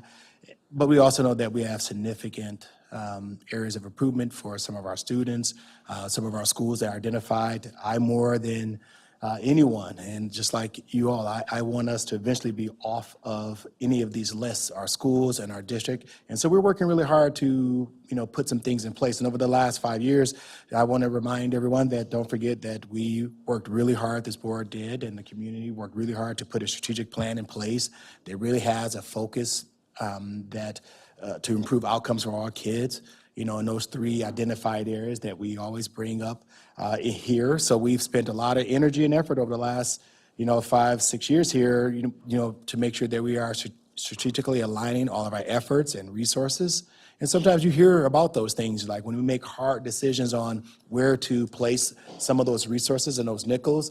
Sometimes we say, okay, we really want to focus on literacy, so we're going to put significant resources over here. Or we want to focus on meeting the social emotional needs of kids, so we're going to put some resources over here. But that also means when we have, you know, a certain amount of resources, that some things don't get the same level of attention or the same number of resources or the amount of resources. So, but we use data to really drive our decisions. So I want to make sure that everyone is aware of when things are happening. We are using data to make a decision on if we're going to move programming from Lowell to Myers-Wilkins, if we're going to invest in some of our most needy schools and put paras in those schools that you know, have some of the most significant needs. Not to say that other schools don't need it as well, but we make strategic decisions based off of data. We put in place because of letters and because of the state also, but more importantly, not just because of the state, because our data says we have to focus on literacy. So there's a focus on ELA standards and improving outcomes for kids.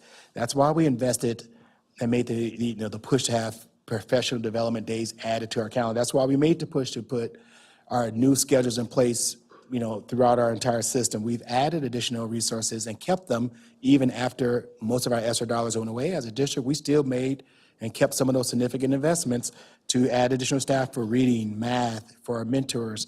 So we've invested in our CTE area and also to focus on college and careers. So we made significant investments in the organization. So we don't take these things lightly, and we really are focused as a district to improve outcomes. And that's where sometimes you're going to hear a lot about there's a lot of change going on, where there is, because we as a district recognize that we have to change up and down the system from our youngest learners to our oldest learners. We have to make those changes with our resources and how we instruct and how we support.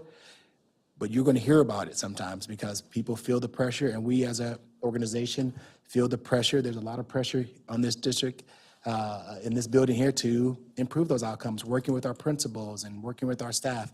So I just want to make sure that you know that we are committed, and we're going to continue to try to meet the needs and improve outcomes for all our kids, especially our most marginalized kids. Superintendent, I know you said you want to share something. Sure, and actually, you shared quite a bit about what I was going to share as well, but I guess what I would say is that we're not completely satisfied with these results, but we are seeing lots of progress. If you look at this and you look at our significant increases in our graduation rates, they're not happening by coincidence, they're happening through hard work. And I'd say it happens from the boardroom to the classroom. When we worked on our boardroom to classroom strategic roadmap, we focused on what it was that were our top priorities. We focused on how we're going to focus our resources there. And then the systems and structures that we put in place at the district level and at the school level. You've heard about our CIT teams. You've heard about the hard work of our teams. You've heard about the hard work of our professional learning communities and the hard work of our students. And it's really beginning to pay off. And not only we are being recognized for the state as still having needs to improve, but we're also being recognized by the state as having one of the model systems of multi-tiered systems of support. And I'd say that's thanks to the hard work of this team and also the hard work of our teachers and leaders in the school. But also I think the school board needs to commend itself too, because there have been many things that you've approved, whether it's been changes in structure or schedule, whether it's been new positions, or whether it's been new curricula. All of this has been stepping stones towards this continued progress. But there's more work to be done. We're not going to rest until every student is extremely successful. But I think this shows a lot of promise, and it shows a lot of hard work. I also would say, just so you know, I've been listening intently throughout the meeting, but it's a pretty rainy drive down here, and so if I've been a little quiet, it's not because I'm not paying attention or not listening, but very, very thrilled with the hard work of our teams and the board.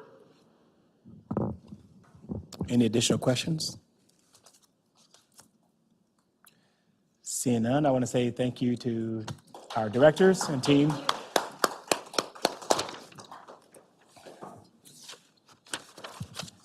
Trying to get to my sheet here. Next up, we have under supporting students, we have our new, which you have met, our new Director of Head Start, Barbara Eckberg.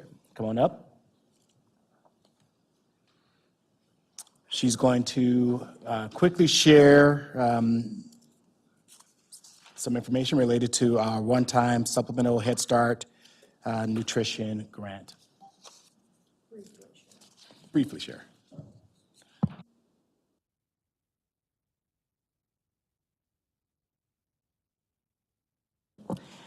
I met some of you down at the park, so it was really nice to meet you there and also to meet you here in this setting. I'm Barbara Eckberg, and I am on day 18 as the new Head Start Director and Early Learning Coordinator. So I am learning a lot about Duluth schools and the programs that I'm leading.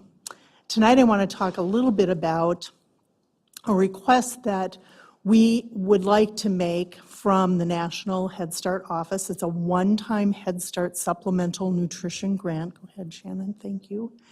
The requested one-time funds for nutrition and health through the Office of Head Start is going to focus on one of 4 areas that Head Start has outlined. We have selected area number 3, nutrition and educational resources for children in the preschool setting. Go ahead, Shannon.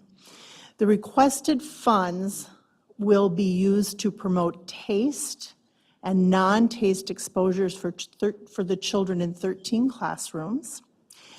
They will have the opportunity to taste new, novel, familiar fruits and vegetables paired with a literacy experience and some classroom community activities. And so you heard about literacy previously, and so we're going to do the same kind of thing, but for really little people. We'll be matching those experiences with some literacy experience as well. Go ahead. Taste and non-taste fruits and vegetable experiences will take place 2 times per month. We're going to use the month of November to train staff at our staff training around that. And so we'll be offering those experiences December 2025 through May 2026. Go ahead. The classroom teaching staff will be guided both by the nutrition coordinator on Head Start's staff and the education coordinator in the implementation of these experiences. And as we've talked about, and I've heard from others tonight, teaching little people is an art. And so we will have some suggested activities that staff can use with the literacy, the books that they'll be using as well, but also we want to make sure that teachers also use the art of teaching and know their children and know how to best communicate these experiences to them. Go ahead. Parents will be included in this experience through take-home ideas. We're hoping to have our Child Plus platform up and running for every family. They're downloading now, and we're helping them through that process so that we can send uploads to them, we can send recipes to them, we can send book suggestions to them through that platform. Folks that can't use the platform, don't have access to the platform, we'll make sure that they have some kind of paper piece or an email piece that they can access. The whole idea is to increase fruit and vegetable consumption in preschoolers. So when we have little people, before they can say no, when they're in elementary school, we want to make sure that we offer lots of opportunities to do that. The final activity will be a take-home book. We've selected a couple, but we want to leave it wide open as I'm working with the Policy Council to see if they too have ideas around what they would like their parents to have, to work through the taste and no taste experiences. No one's asked me about no taste, but I'm hoping someone will. Parents will be prompted to explore taste, texture, colors, descriptive vocabulary in ways that would be appropriate in their home, in their family culture around fruit and vegetable consumption. Is there another slide? It's not a huge grant, it's not a big budget. There's $2,000 for fruits and vegetables, and I base this off the July 2025 USDA Food Price Outlook. And then a budget of $3,000 for children's books, making sure that each classroom gets 2 copies of a book so that you can share with your friend at the book corner, and also a copy for every family that's enrolled. And I based my number on last year's enrollment at the end of the program so that they can have a book that they can use with their children. We are in-kinding, which is a big deal for Head Start. We're in-kinding the services of the teaching staff, nutrition coordinator, education coordinator, Child Plus communication platform, and so our total ask will be $5,000. I think that's it, Shannon. Questions? Member Williams? I was going to ask about no taste. I am curious about the specific book, if there are specific books picked out, and then, sorry, I'm asking all my questions at once, and then allergy considerations. Right. And so that's why we're working with our nutrition person. They will know which children in specific classrooms have allergies, and then we will base our purchase around that. So we'll be very mindful of that, and that's updated daily, I'm hearing the staff work through that with parents, and as new allergies are identified, as they often are in pre-K, parents will be able to update us on that. You asked about the books. So we sort of chose a menu of books, if you will, and what we want to do is make sure that our policy council and our teachers get to weigh in on this before we start purchasing materials, because there may be sites that have other books that they would prefer. So we want to make sure that we're hearing what folks want before we order books. But as I wrote the grant, I selected some and got the prices for those, and that's what I included in this. Was there a third question? I do have one more question Okay. now. Where do you plan to purchase the produce? So we will probably have a purchase order, and that will likely be done, what we've done in the past is at Super One. And so that is our plan. Okay, thank you. Member Sadowski and then Member Larflekamp. Well, and I think you were going to ask about the no taste. Oh, yay! And I was curious about that, but I have another question too. Okay. So the no taste really is based on some research I did for this grant. And no taste are things like, I smell it, I lick it, I eat it. That's how little kids learn how to eat different fruits and vegetables. No taste can be around, I'm identifying the color, I'm drawing a picture, I'm using those fun fruits and vegetables in the dramatic play area. We have stuff in the sensory table. So those are no taste kinds of things before they actually choose or not to taste. Great, thank you. This just sounds really fun, and I think it's so important to make sure our littlest learners have the opportunity to explore. And I love the no taste part too, the color. It just incorporates a lot of different things. I think that the kids will really like this. And I was also just really glad to hear that you were going to engage the Head Start Policy Council on that. I'm currently sit on that, so it's really nice to meet you. I didn't get to meet you at the other event, but I'll look forward to seeing you at the meetings. Yes. And they just have it's a really wonderful, engaged parent group, so I know they'll have a lot of different thoughts that'll be really valuable. And just welcome again to the district, and thanks for being here. Thank you.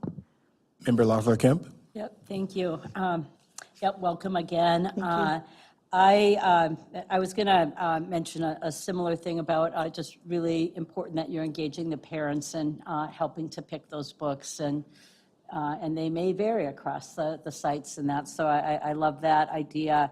Do you also, so this is, we have to approve it. Do you see any problem getting this money from the federal level right now? I don't. I have reached out through the Head Start platform. Okay. And the first round of funding of consideration begins Monday. And so they have reached back out and asked a couple more questions. I've provided some more information, and so I feel very positive about this. Okay, and is this modeled after like some other Head Start programs that have done something similar? Not to my knowledge. Okay. It's all based on my research Okay, okay. and in discussion with parents and staff. Okay, and just curious, so that if we can reinforce this in any way, given the challenges that we're facing from the federal level on a lot of Head Start related items, so thank you. Seeing no additional questions, I want to say thank you and welcome again, and good luck with the initiative. Even at my age, I'm still not one who can eat fresh, raw broccoli because I don't like the texture. Well, invite him when you have broccoli. Even if you dip it in ranch, I'm still not a fan of it. Come on up. We have our Safe Routes to School coordinator, Andy Heil, is here, and she has a guest she can introduce. And I'll turn it over quickly to our coordinator, Coordinator Heil.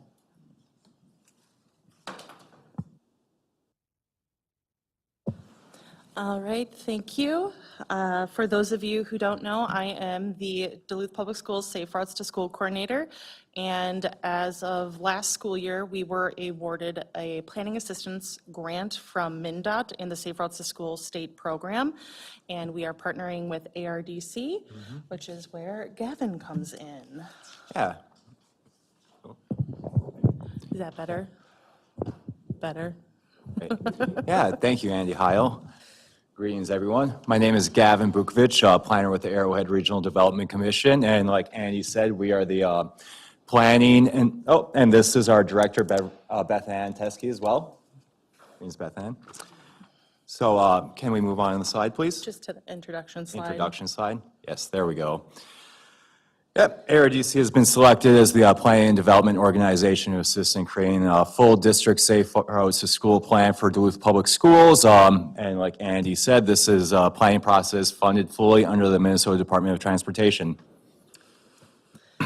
So for those of you who are unaware, we're just going to give a brief overview of what Safe Routes to School is. And it's MnDOT Safe Routes. It is a program that encourages kindergarten through 8th students to walk, bike, and roll to and from school. The role encompasses skateboarders, rollerbladers, but also those students who are alternately mobile and needing wheelchairs.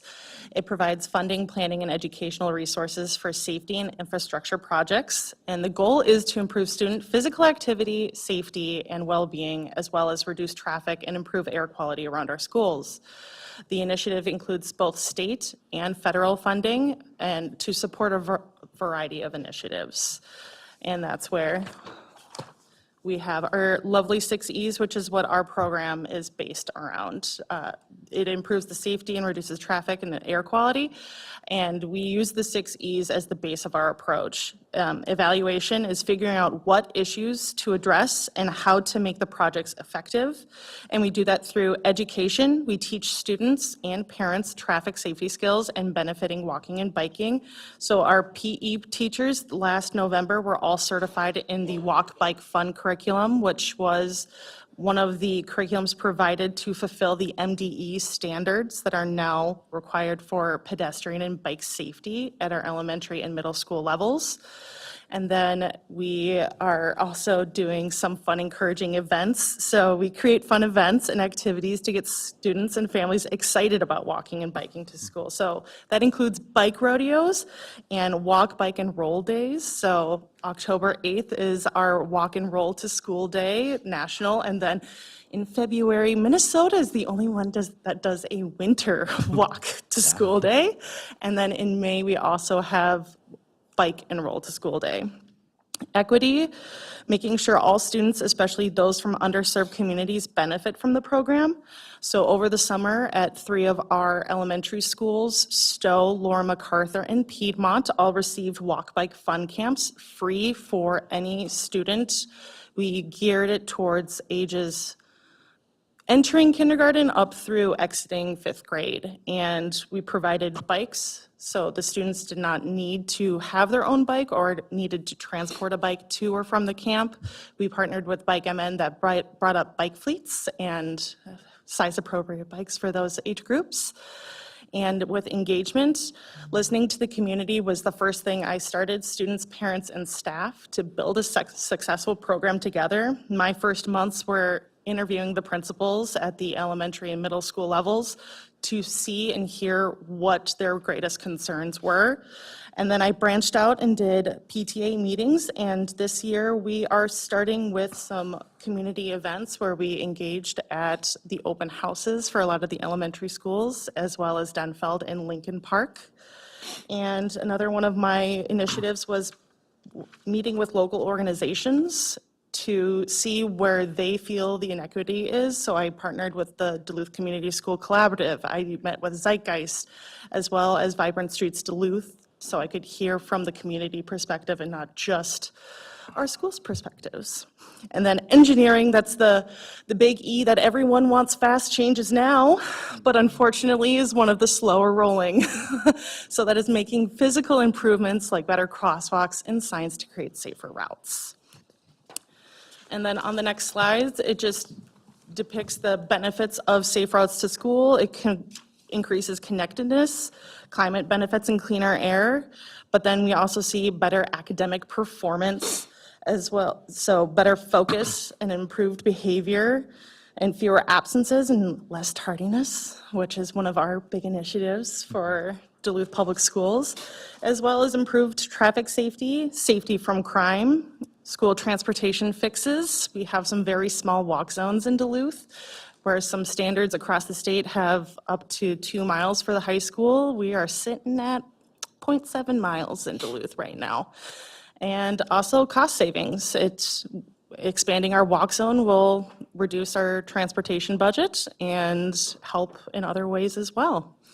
So moving on to the Safe Routes to School timeline when it comes to the planning process, I will hand it over to Gavin.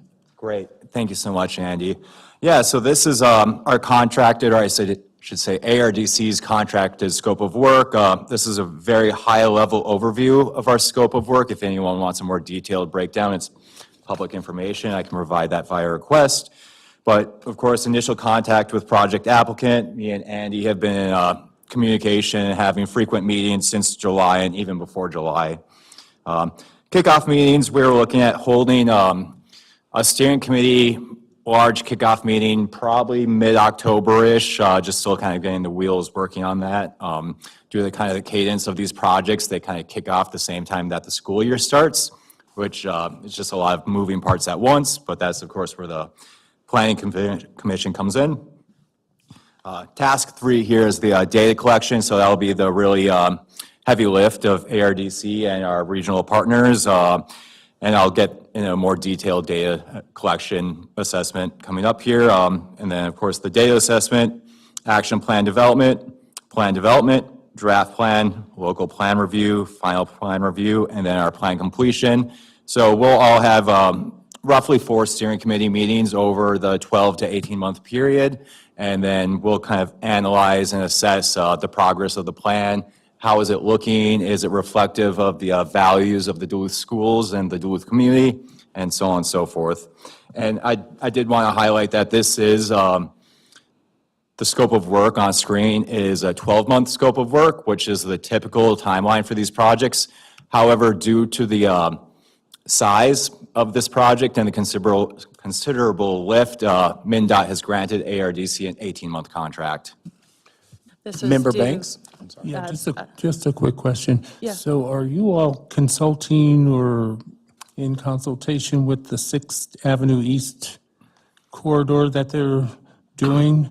Because I know all of that's changing, and we have Myers-Wilkins that's on the other side of that. Are you involved in any way with that project? I can maybe touch on that. So due to the organizational structure of ARDC, there's 3 divisions, Regional Planning Division, the Metropolitan Interstate Council, and the Aging Division. It's the Metropolitan Interstate Council and then the folks at Zeitgeist that are more involved in the 6th Avenue East redesign. However, we share an office with the MIC, the Metropolitan Interstate Council, and they also have staff that are going to be dedicating staff time to this project as well. So it is on our radar and a component, it'll be addressed in the final planning document and the planning process. It was a project that was already approved of before my position was even created, so, yeah. And then I just wanted to touch on, we were. You have another a question? Member Sadowski? Okay. Sorry, just really quick, how will this, you had said something about, and this is all great, we need safe routes to school. I love thinking about different ways kids can get to school, and I see all the benefits here, but I'm just curious because a couple years ago, Assistant Superintendent Bonds worked really hard to make sure that our buses were a little bit, like, they would pick up closer, right, to the kids' homes. How does that dovetail with this? Just something you said made me think about Assistant Superintendent Bonds' Yes, so we project. are, when we pulled together our Safe Routes to School committee, we are including transportation. So busing will be part of the factor when it comes to all of this, yes. And then when it comes to this 18-month contract, it was unique because MnDOT wanted to fund Duluth Public Schools, but with their funding pool, they were not able to approve the 12-month contract because it would have been over half of the funding for all of the projects. And that's why they approved into the next fiscal year, which is very unique. And they were just so excited to see Duluth apply because they see the need here. Member Meixel? Just very quickly, and following up on what Member Banks mentioned, just with the different projects around Lowell School, I know that the county and the city and the districts have been working on some assessment around that area. Is there any impacts on your work regarding that? So I am on that team, so we are providing that voice from the school district as well as the principal, Eve. We are on the team, we are getting that input from our perspective, as well as we know there are a lot of others. And I actually have a meeting with them on Tuesday, so I'll be there. And we understand Lowell is a beast and has a lot of problems, and that will be addressed. And when it comes to this plan, you'll see how we can use the plan with city and county infrastructure. Member Sadowski? Yeah, just another project that I don't think it's been approved or anything, but there's several leaders in our community talking about making First Street a slow street. So hopefully you know about that. I just want to make sure you knew about that, because that would be really great for some of our ALC students, you know, our district service center and that sort of thing, so. Yeah, at ARDC, me and ARDC staff have a pretty open line of communication with city transportation staff. Believe we can move on to the next slide. All right, yep. So the really fun part is the data collection overview here. So on the left side here, I have kind of the data points that we're going to be working with staff at Duluth Public Schools to collect. Parent caregiver surveys, you know, this is usually done via an online portal, whichever that may be. I already have some templates developed up. It's just kind of the boilerplate language, you know, what keeps your kids from walking and biking to school? Do you have any anxieties about letting them walk or bike to school, so on and so forth. Student travel tallies, that's conducted in classroom. It's just paper document that kind of outlines how teachers can just ask, you know, kids, how did you get to school today?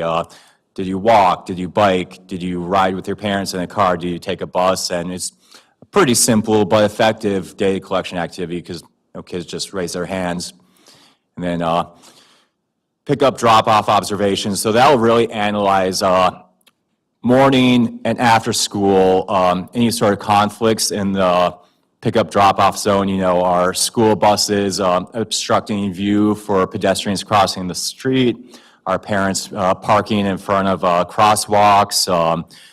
Is there unsafe driving behavior? General level of congestion, so on and so forth. And then evaluate, eventually that will be evaluated if there has to be any infrastructure or policy changes regarding student pickup and drop-off. The student population density maps, that's actually a really great planning tool. So we're in the process of getting a formal data request, I should say, from the school here, and that'll analyze where all the student addresses are, of course, with any, you know, personal identifiers removed, and then look at the community as a whole to kind of figure out where the pockets of school-age children are living, and then we can kind of analyze, figure out which routes they are most likely taking in the school site, and then when later on, when we conduct the walk audits, we can kind of focus on these pockets in the neighborhoods and can assess sidewalk conditions, crosswalk availability, signage, any obstructions, so on and so forth.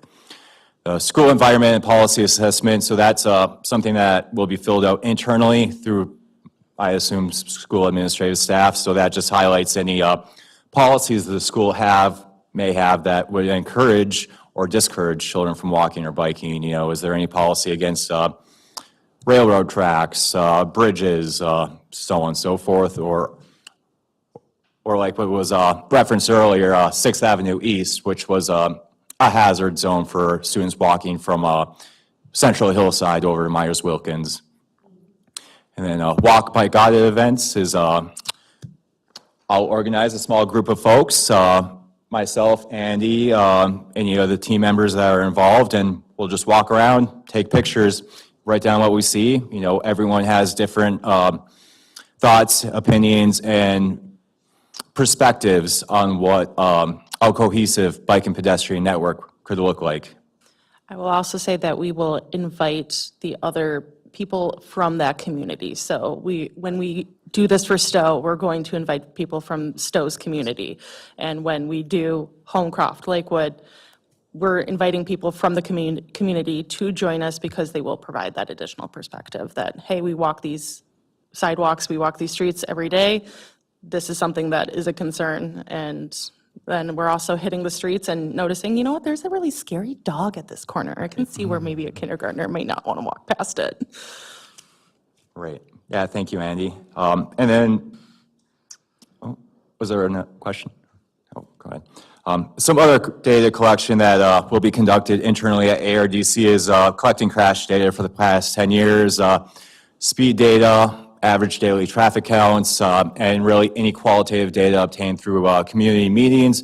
I know we made a pretty good effort to get almost all of the school open houses to kind of do some tabling and just asking parents and caregivers general questions about walking and biking to school.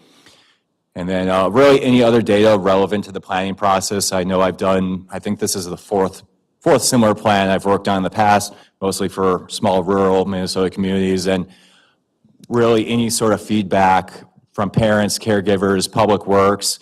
The police department is also a very good partner, and they have a lot of valuable insight regarding unsafe driving behavior in certain parts of towns, especially proximity to school sites. Next slide, please.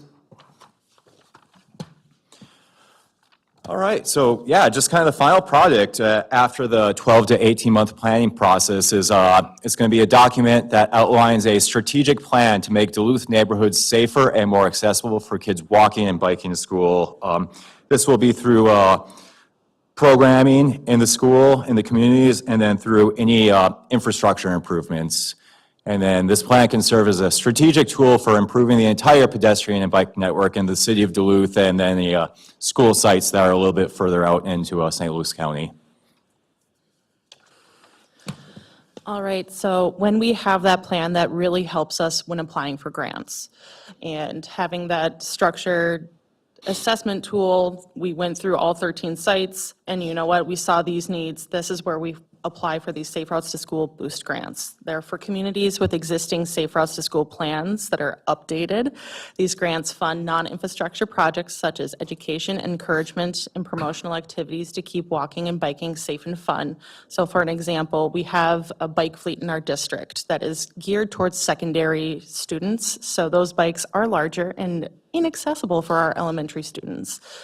I would apply for a Boost grant to get a bike fleet that is elementary student sized. And we would house that, and other schools in our district would be able to check that out and use it for their PE programs or if they're doing outdoor education as well. And then state-funded Safe Routes to School infrastructure grants. So the plan's going to outline, you know what, we really recommend a crosswalk here, or we really recommend curb bump outs. We can use this plan as saying, hey, we did the research, we did the studies required. Could you please now utilize that information, and we can apply for funding for the city and potentially our counties to make changes around our schools. And so improve access and safety on walking, biking, and rolling to schools, sidewalks, trails, and improved crossings. Right. And then I can address the active transportation program here. That's another MnDOT grant program for projects that increase walking and biking, not specific to the Safe Routes to Schools, but you know, you can still use it to apply for this funding pool. And future funds are expected to cover both the planning, infrastructure, and non-infrastructure projects. There's also the Greater Minnesota Transportation Alternatives Program. It's open to all communities in Greater Minnesota for projects including bicycle and pedestrian facilities. And also want to note that the Greater Minnesota Transportation Alternatives Program requires a 20% local match. And then just discussing some of these funding opportunities in a little bit more depth. So from my perspective, in the past couple of years when I've been working on these, the Safe Routes to Schools Boost grants are not very competitive. You know, if MnDOT can fund all the requests they receive, they will. And then, you know, if they don't have the pool of funding to really meet all those requests, then they'll look at it from an equity standpoint. However, the Safe Routes to School infrastructure grant, that's definitely more competitive. I've helped communities write these grant applications before, and they really look at, everything. They really want everything almost 100%. And then really funding for Safe Routes to Schools, any bicycle or pedestrian initiative, it doesn't have to be Department of Transportation related. I've seen people apply for Department of Health funds to kind of satisfy these planning objectives. And I've also seen communities, especially in rural Minnesota, use DNR grants, especially for trail systems and whatnot around the schools. Any questions? Yes, we do. Member Williams, then I'll come over to Member Lafleur. You can go first. We might have the same question. Okay, well, one is, this is so exciting to me.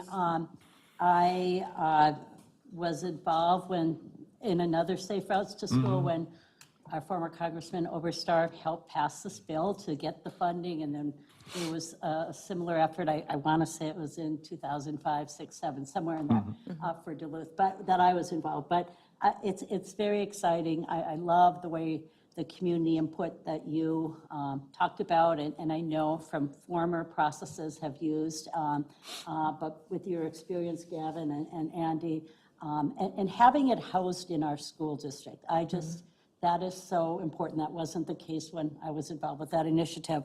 But I wanted to, so I'm just really excited about this. And I remember some of the changes that we were able to make because of that community input and your resources. I was wondering if we have people that we know that we think would be great for providing input because they're bikers, because they are caregivers or parents. How do we get those names to you? And then secondly, some of these events that you talked about, kickoff meetings, can you keep us posted so we can help you turn out people? Many of us have many networks, and I think networks of people we know that would be interested in this, parents that we know that have contacted us or been involved in some different ways. So can you let us know that? So really, yay. How can we help support it? And yay that we have your level of experience doing this with us. I would like to add on to that one of our it wasn't a high-level scope of work, but ARDC does have to set up kind of like a public communications or public relations about keeping Duluth residents informed about the progress on this project. So when that kind of becomes more developed, this information about kickoff meetings, meeting notes, meeting agendas, planned data collection activities will be more easily accessible both to the board here and anyone in the Duluth area. Please feel free to give anyone my contact information. It's Andrea Heil at ISD 709, and I want to hear all the perspectives from parents and any community members. We are looking for volunteer support when it comes to these walk, bike, fun events, and really the more community push we have behind it, the greater the likelihood we have for funding when it comes to those grant applications as well. Excellent. We Member will get your Williams? names.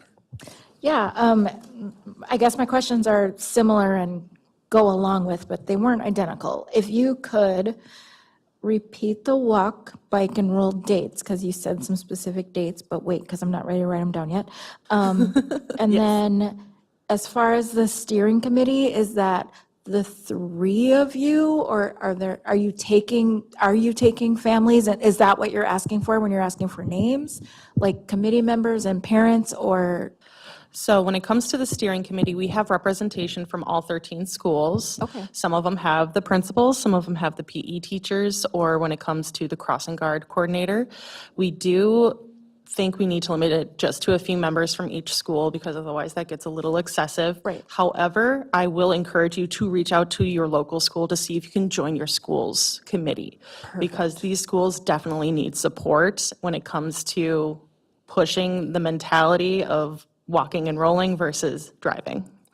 So it's going to be a community push that is going to take some effort, and having that community voice already will help immensely.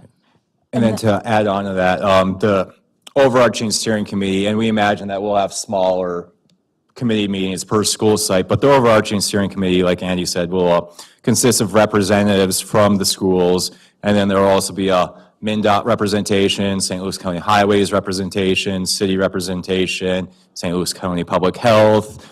I believe Zeitgeist has staff that will be involved as well. And then, off the top of my head, I believe that encompasses all the steering committee members, as well as the Metropolitan Interstate Council. So, and then we're also inviting staff from the DTA to join as well, and then City Public Works staff. That's great. And then you mentioned the bike fleet, which I've never heard of before, and I think that's awesome. How do students access that? Yes, so currently the bike fleet is only utilized during school time. And that is something that I'm hoping to expand. At least the elementary one we could utilize during some bike camps. And we are hoping to expand some bike camps to the middle school level this summer. And we are partnering with Ski Hut and Continental to hopefully partner and get those bikes. But then also, hey, we're buying bikes from you. Do you want to help with maintenance for those bikes? And I was also looking at applying to a Northland Foundation grant. They are $10,000 minimum, and bike fleet is around 15. And so those are quarterly grants, and so hopefully we can get a fleet sooner than the January deadlines for MnDOT. So hopefully we could get one sooner for our district. That's great, thank you. Yeah. And now I'll go back to, can you repeat the walk, bike, and roll, or walk, bike, and fun dates? Yes, so the Walk and Roll to School Day for the fall is technically October 8th, and most of our schools will celebrate that, except for Laura MacArthur will be doing October 1st because their picture day is October 8th. And That was Laura MacArthur is doing a different? Laura MacArthur is doing the 1st. Okay, thank you. Yep. And then I don't have the exact date in February, but February is Winter Walk to School Day. And last year we had 3 new schools participate in that event. Previously it was just Congdon Elementary. We added Laura MacArthur, Stowe, and Piedmont. And Laura MacArthur did a beautiful luminary walk at night around their schools. So we're hoping to do that again this year. And then, sorry, one more follow-up. You said Minnesota is the only one that does that, or Duluth? Just Minnesota. Minnesota, okay. Is the only of the 50 United States. Okay, but like nationally, this is a push, the October 8th walk? Yep. Okay. And then there is Cool. the Bike and Roll to School Day in May. And that's typically either the first or second Wednesday of May. And it kind of just depends on weather cooperation for Duluth in particular. Thank you so much. You're welcome. So I want to take this opportunity to say thank you to Coordinator Hale for all of her efforts, and thank you to ARDC for partnering with us. I always smile when I think about Andy in this role, and I've shared this with her before. If you can't tell that she takes this very seriously, she does. And I want the community to know that we can, walk and chew gum at the same time and really focusing on some things that have been a need in the district for some time in terms of really thinking about how students students and families get to school and get to home. And so I know that she really takes this very seriously, and I really appreciate everything you're doing to, really improve safe routes to school and access to school, because it's really important for our students. And so just thank you. And it looks like the superintendent just heard a ding. So John has something to share. Or Superintendent Magus has something to share? No, I just wanted to say thanks for the presentation, and of course, safe walks to school, safe routes to school is incredibly important to us. As you know, we've worked to limit our bus routes too, so that we have greater bus routes. We also have our bus passes this year, in addition to what's been commented on. And just a little heads up as well, related to the safe routes at Lowell Elementary, we just had a report today that there's no more line for the pickup and drop off anymore due to the change in enrollment. So those are are positive changes, not necessarily completely related to this, but I really appreciate Andy's work and the work of the team, and also the presentation prior, except for when Anthony was making disparaging comments about raw broccoli. I do like raw broccoli as well. Thank you. Thank you. Thank you. Next up, we have our principal on special assignment, Principal Siebel. Come on up. She will provide a presentation related to the district safety and crisis response and an update related to it. So Danette and the team have been really working hard, again, focusing on all things safety. And of course, we just had a presentation related to safety, and with all of the things that are happening nationally as well as even recently in Minnesota, I mean, this is a great time to have this conversation. So I'll turn it quickly to Danette, because I know she has a thorough presentation that she's going to be really succinct on. I can get this done in 30 seconds. I chose to go last because I knew this would be a big one with a lot of questions, so it's okay. What I would suggest is that if you can wait till the end with questions, I might answer some before we get there. So thank you for letting me come today. As you know, Lexi Neff left us to go to St. Scholastica, where she's, I don't know, enjoying the high life. So that role is still open, will be filled contractually by IEA again, and so the workplace safety pieces of it are still kind of in limbo.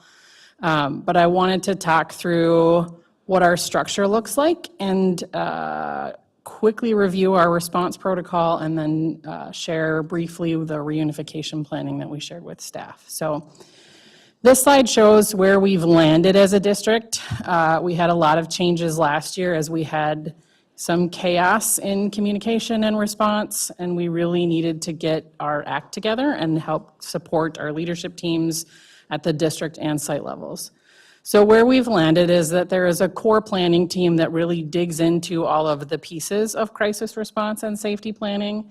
That landed with 4 of us last year, me as a principal on special assignment, communications officer Adele Wellens, mental health coordination with Todd McGowan, and safety with Lexi, who's gone. So IEA, when the contract starts there, will be part of that planning process. And so we really help guide a lot of the instructions and tasks that need to get done in and out of the district EOC, Emergency Operations Committee, and the site EOCs, which we have grossly neglected for years. We are really trying to give them some structure around what they should be evaluating and doing at their sites, communicating that back to the district and around. Mental health recovery crisis team has been in existence for forever in this district. It has grown, and unfortunately by necessity, but it includes Todd McGowan and I co-chair that, and then there are team reps from social workers, counselors, school psychologists from many schools across the district, and they are always ready to respond and offer support at the site level, and we can help connect sites with community response as well. The district crisis communication evolved last year and became something that I think was just a really great resource and system for us. And so we have instructed sites to contact one person at the district level, not 5 of us, because 5 of us then are going to be responding in different ways. So they have been instructed to communicate with their director whenever something is going on, whenever they need to use a response protocol, whenever they're hearing of things going. I could give you stories already. We're on day 3. But they will contact Jen or Brenda primarily. If they don't get an immediate response to them, then they move to me or someone else on the list. Whoever gets that notification then sends out to our district crisis communication text group, here's an update, here's what the sites need, here's what we're doing, we'll let you know. And so then we support each other in being ready for communications and being ready for media releases, whatever that might be. That has worked really well and allows us to help support the site in a more efficient way, and then support our district response team as well, so that we're not all doing the same thing at once. And that ended up working really well for us. So that's been great. New in 25-26, we are going to be a Prepare Crisis Prevention and Intervention Training site. Todd McGowan and I became trainers. That was a long process this summer, but we now can train our site teams in Prepare. And Prepare is from the School Psychologist Association, and it really focuses on the unique needs of schools in preparation, mitigation, prevention for crisis response.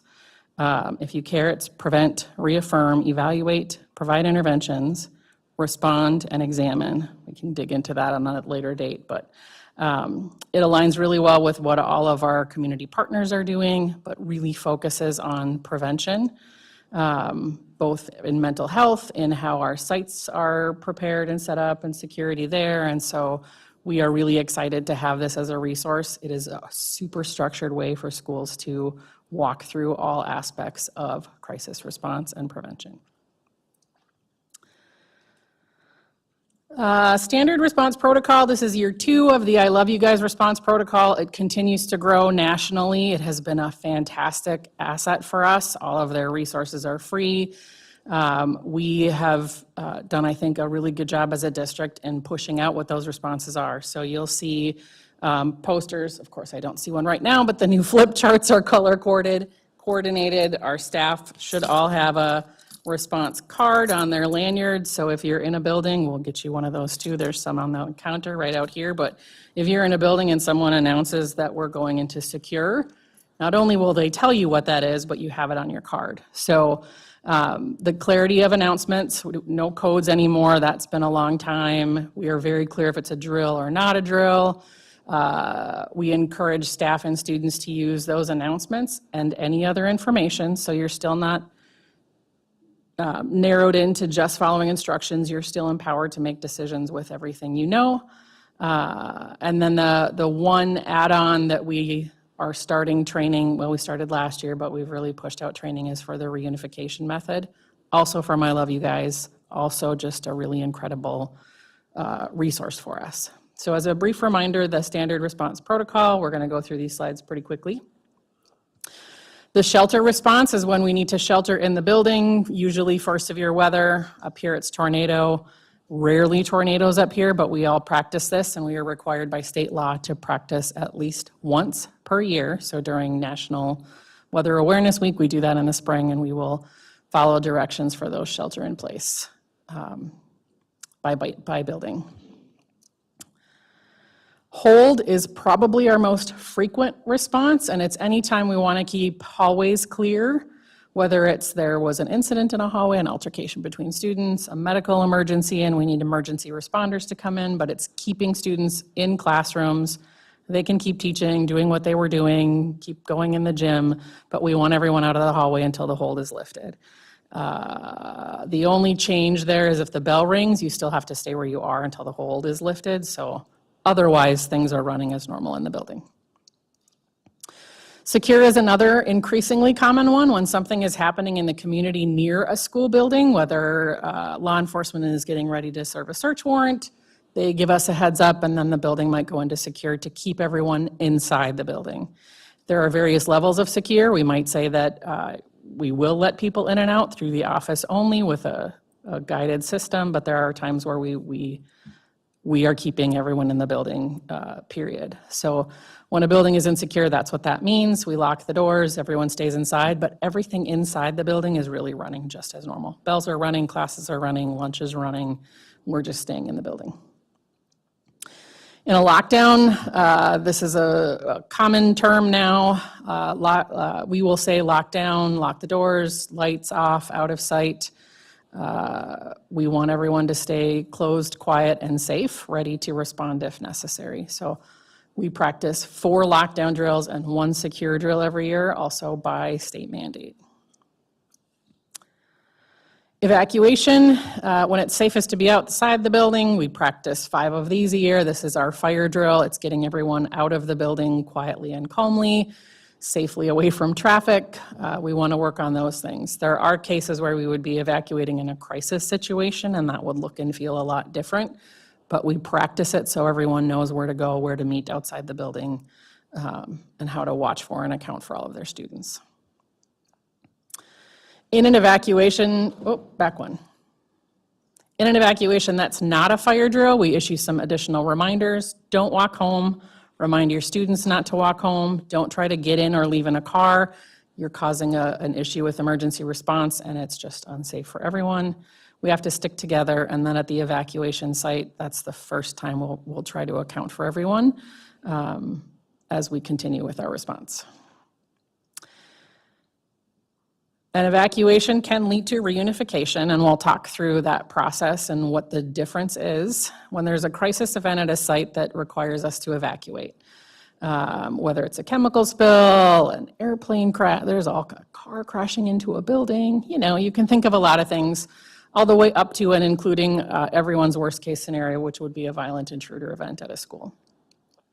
So something happens at that site that means we have to evacuate, sometimes as a large group, sometimes in spurts, sometimes with police escorts, but evacuation happens.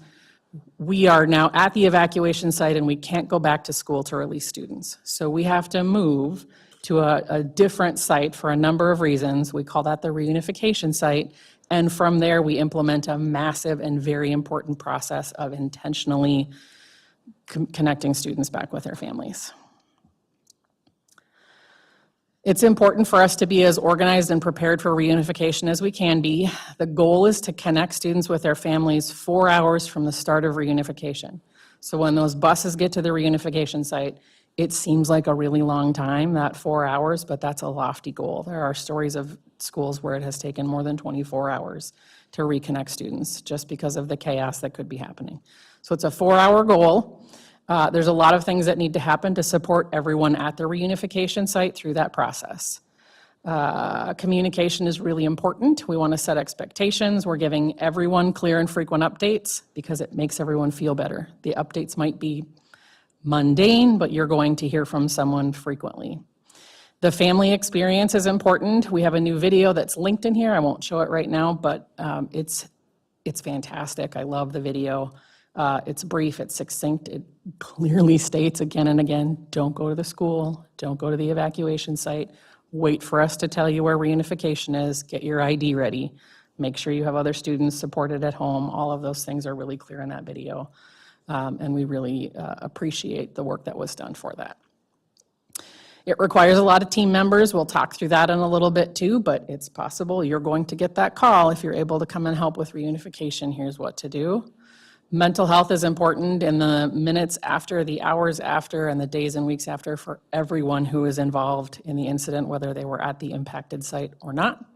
And we know that whenever there's a major crisis event like that, community support in and out is very important as well. We can click past this because you should have all gotten this and you should all have the link for it now, but you can click again, Shannon. Thank you.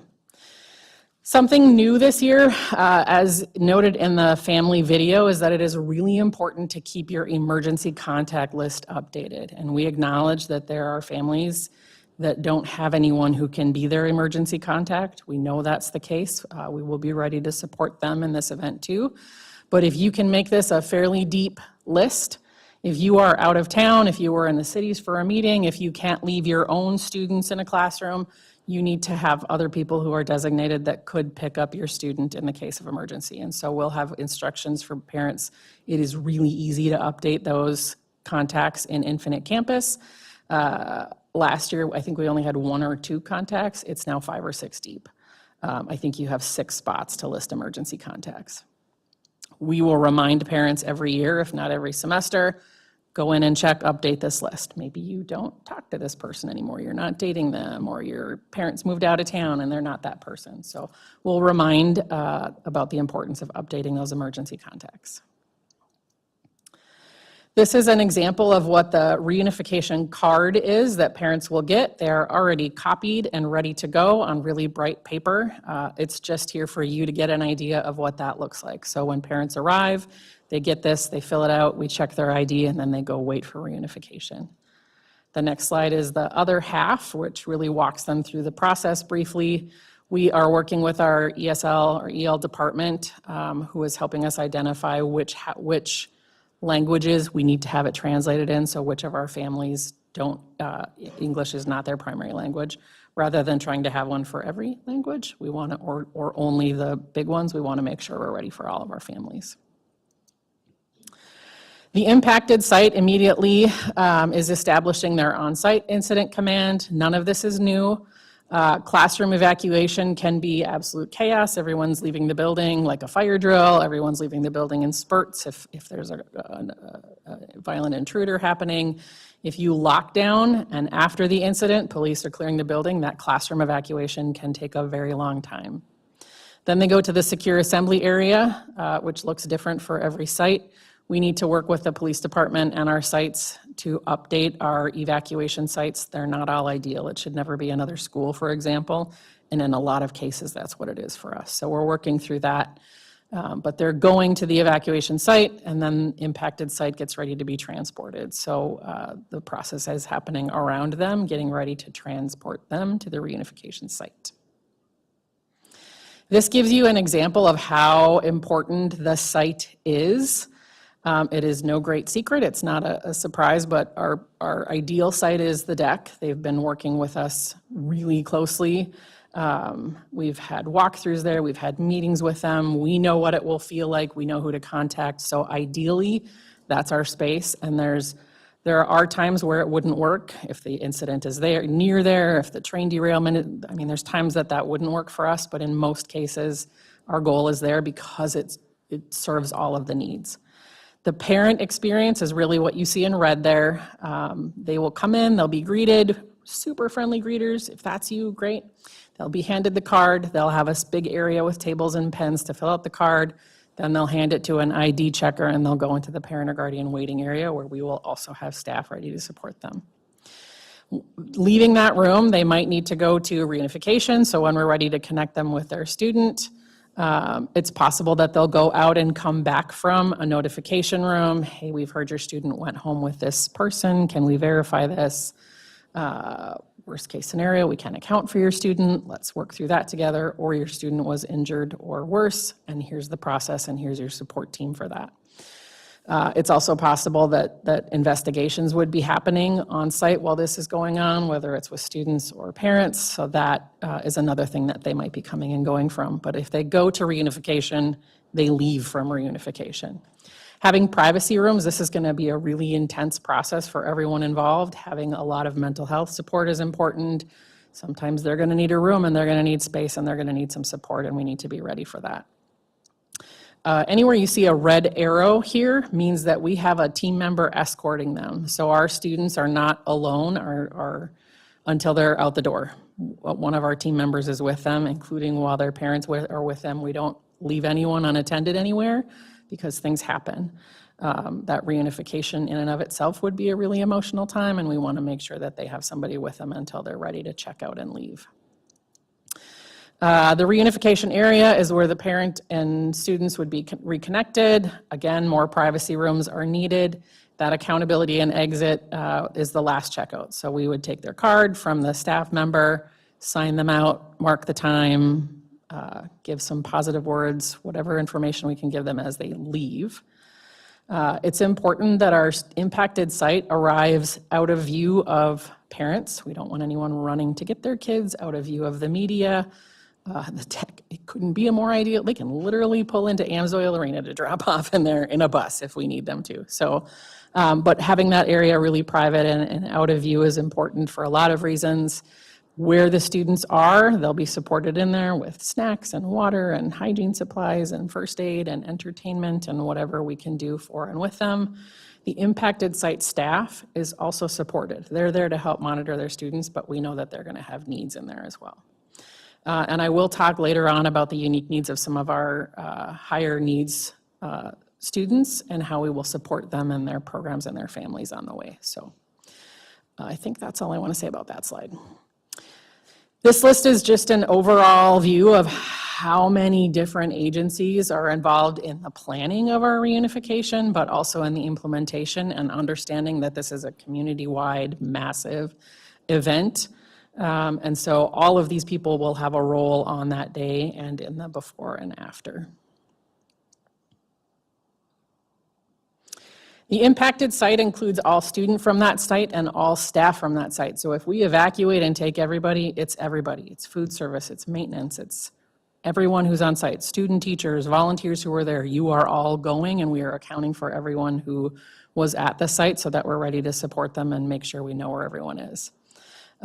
We want to support them as an impacted person as well. And so we're ready to take over for them and supervising students, whatever that might be.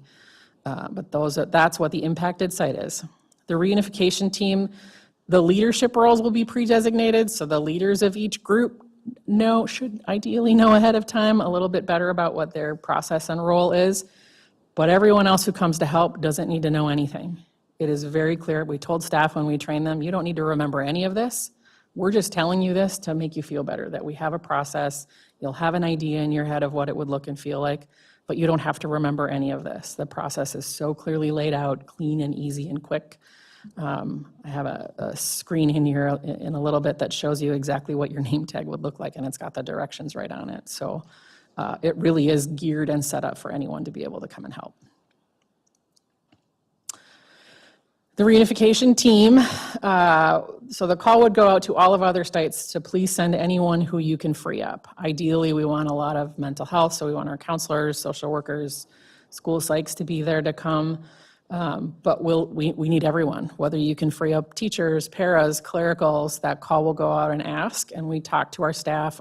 You'll see that on a slide here about how to handle that if you're uncomfortable with any part of it. But we will need a large team, and we'll need to be ready to sub out if somebody needs a break, if somebody's had a confrontation and needs to leave, or if somebody's just stressed and needs to go home.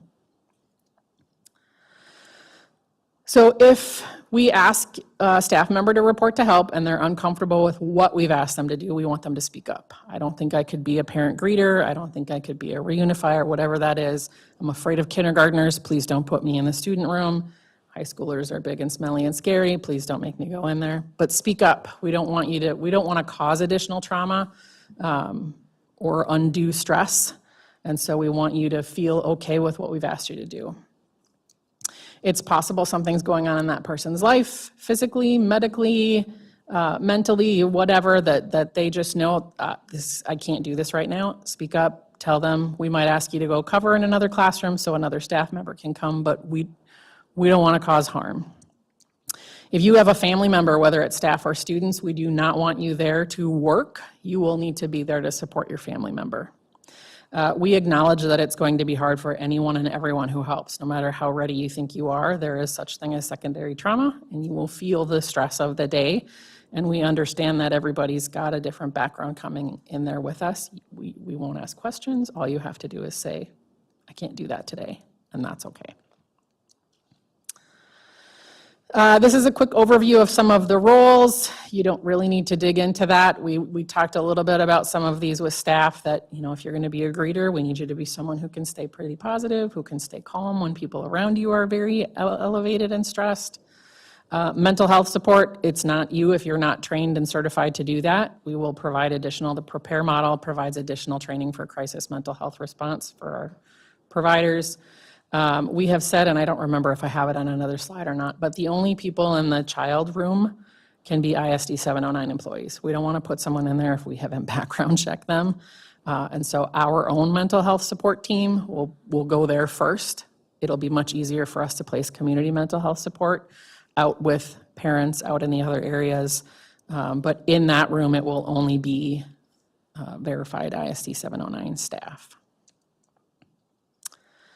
This is an example of what that tag looks like. So the front of your tag would say that you're a reunifier. This job, for example, will get a slip from the reunification lead. They'd go find the student, come back, reconnect them. They would stay with them until they're on the way out the door, and they can hand it to the exit director.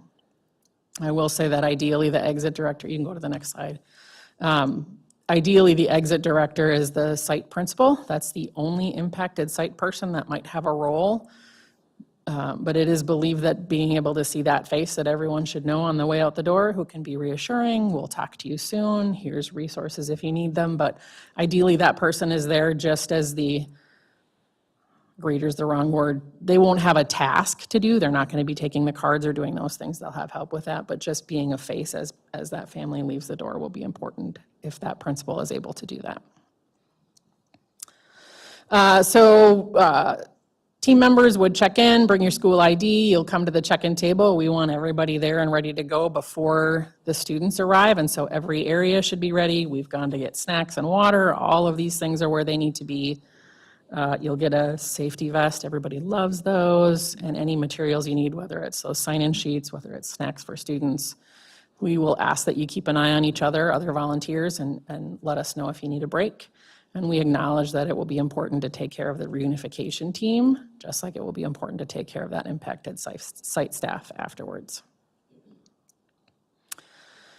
Special needs students. So we will be doing I will be doing a long training in November at our PD day with our Setting 3 teams to really dig into what does it look and feel like to get ready for a crisis event with our highest need students, with the highest medical needs, with sensory needs, with mental health needs, with behavioral needs. How can we safely get them to the reunification site? So they are moved from evacuation to reunification last, and the reason there is that if we get all the other students out, it's a quieter experience. They're more supported.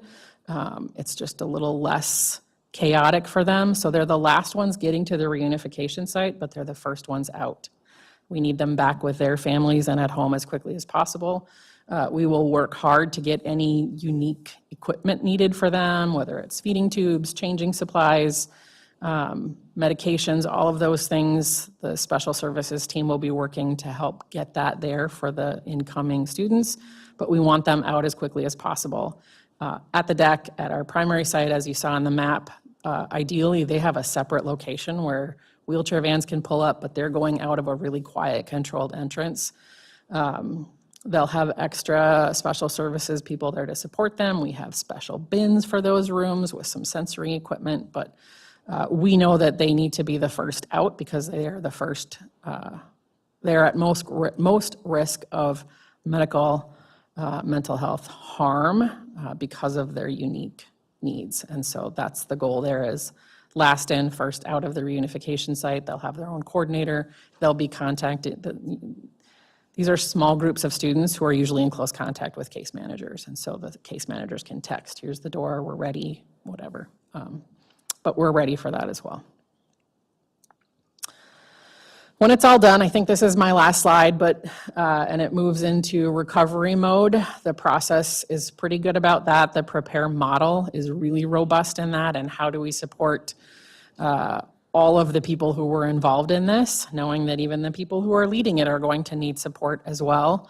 How do we support secondary trauma for that reunification team? How do we acknowledge the response from the community and the community needs? You're seeing a lot of this in a very public way from the events of last week, and they're all navigating this in Minneapolis right now. So how do you care for the primary trauma needs for those at the impacted site? Mental health support's ready to go. We have a tremendous amount of community mental health support, including crisis response, and so we are really appreciative of how great this community is in that way. Frequent updates are important. You see that all over, whatever that may be, whether it's mundane or not. We don't want to leave anyone in silence in the dark. We will encourage everyone who is impacted or part of the reunification team to stay connected with someone who is in a similar role. So you have someone to talk to who knows what you went through, and have a person there who had nothing to do with it, who can be your venting place when you need to talk things out, and we will help make those connections if needed. The recovery team will intentionally check in on impacted staff. We don't want to risk anyone being home in silence. There will be time where we can't go back to school, whether it was a train derailment or a plane crash or a violent incident. It's going to take time potentially to remedy that and get everyone back. And so we don't want anyone to feel lost and alone. So check-ins and frequent updates from the district level will be important. And that is, how did I do, 30 seconds? You know what, and I think that these are the things we lose sleep over, but they're the hardest things to carve out time to plan for. We all have to be ready to walk in the door and teach reading. This can go by the wayside because we don't have time for it. And hopefully it's something we never ever have to use, but we'll all sleep better at night knowing that it's ready. We have a pretty extensive reunification kit ready to go here in a room. So you just go in and grab all the bins. There's tables and tents, and all of the cards are printed and ready to go.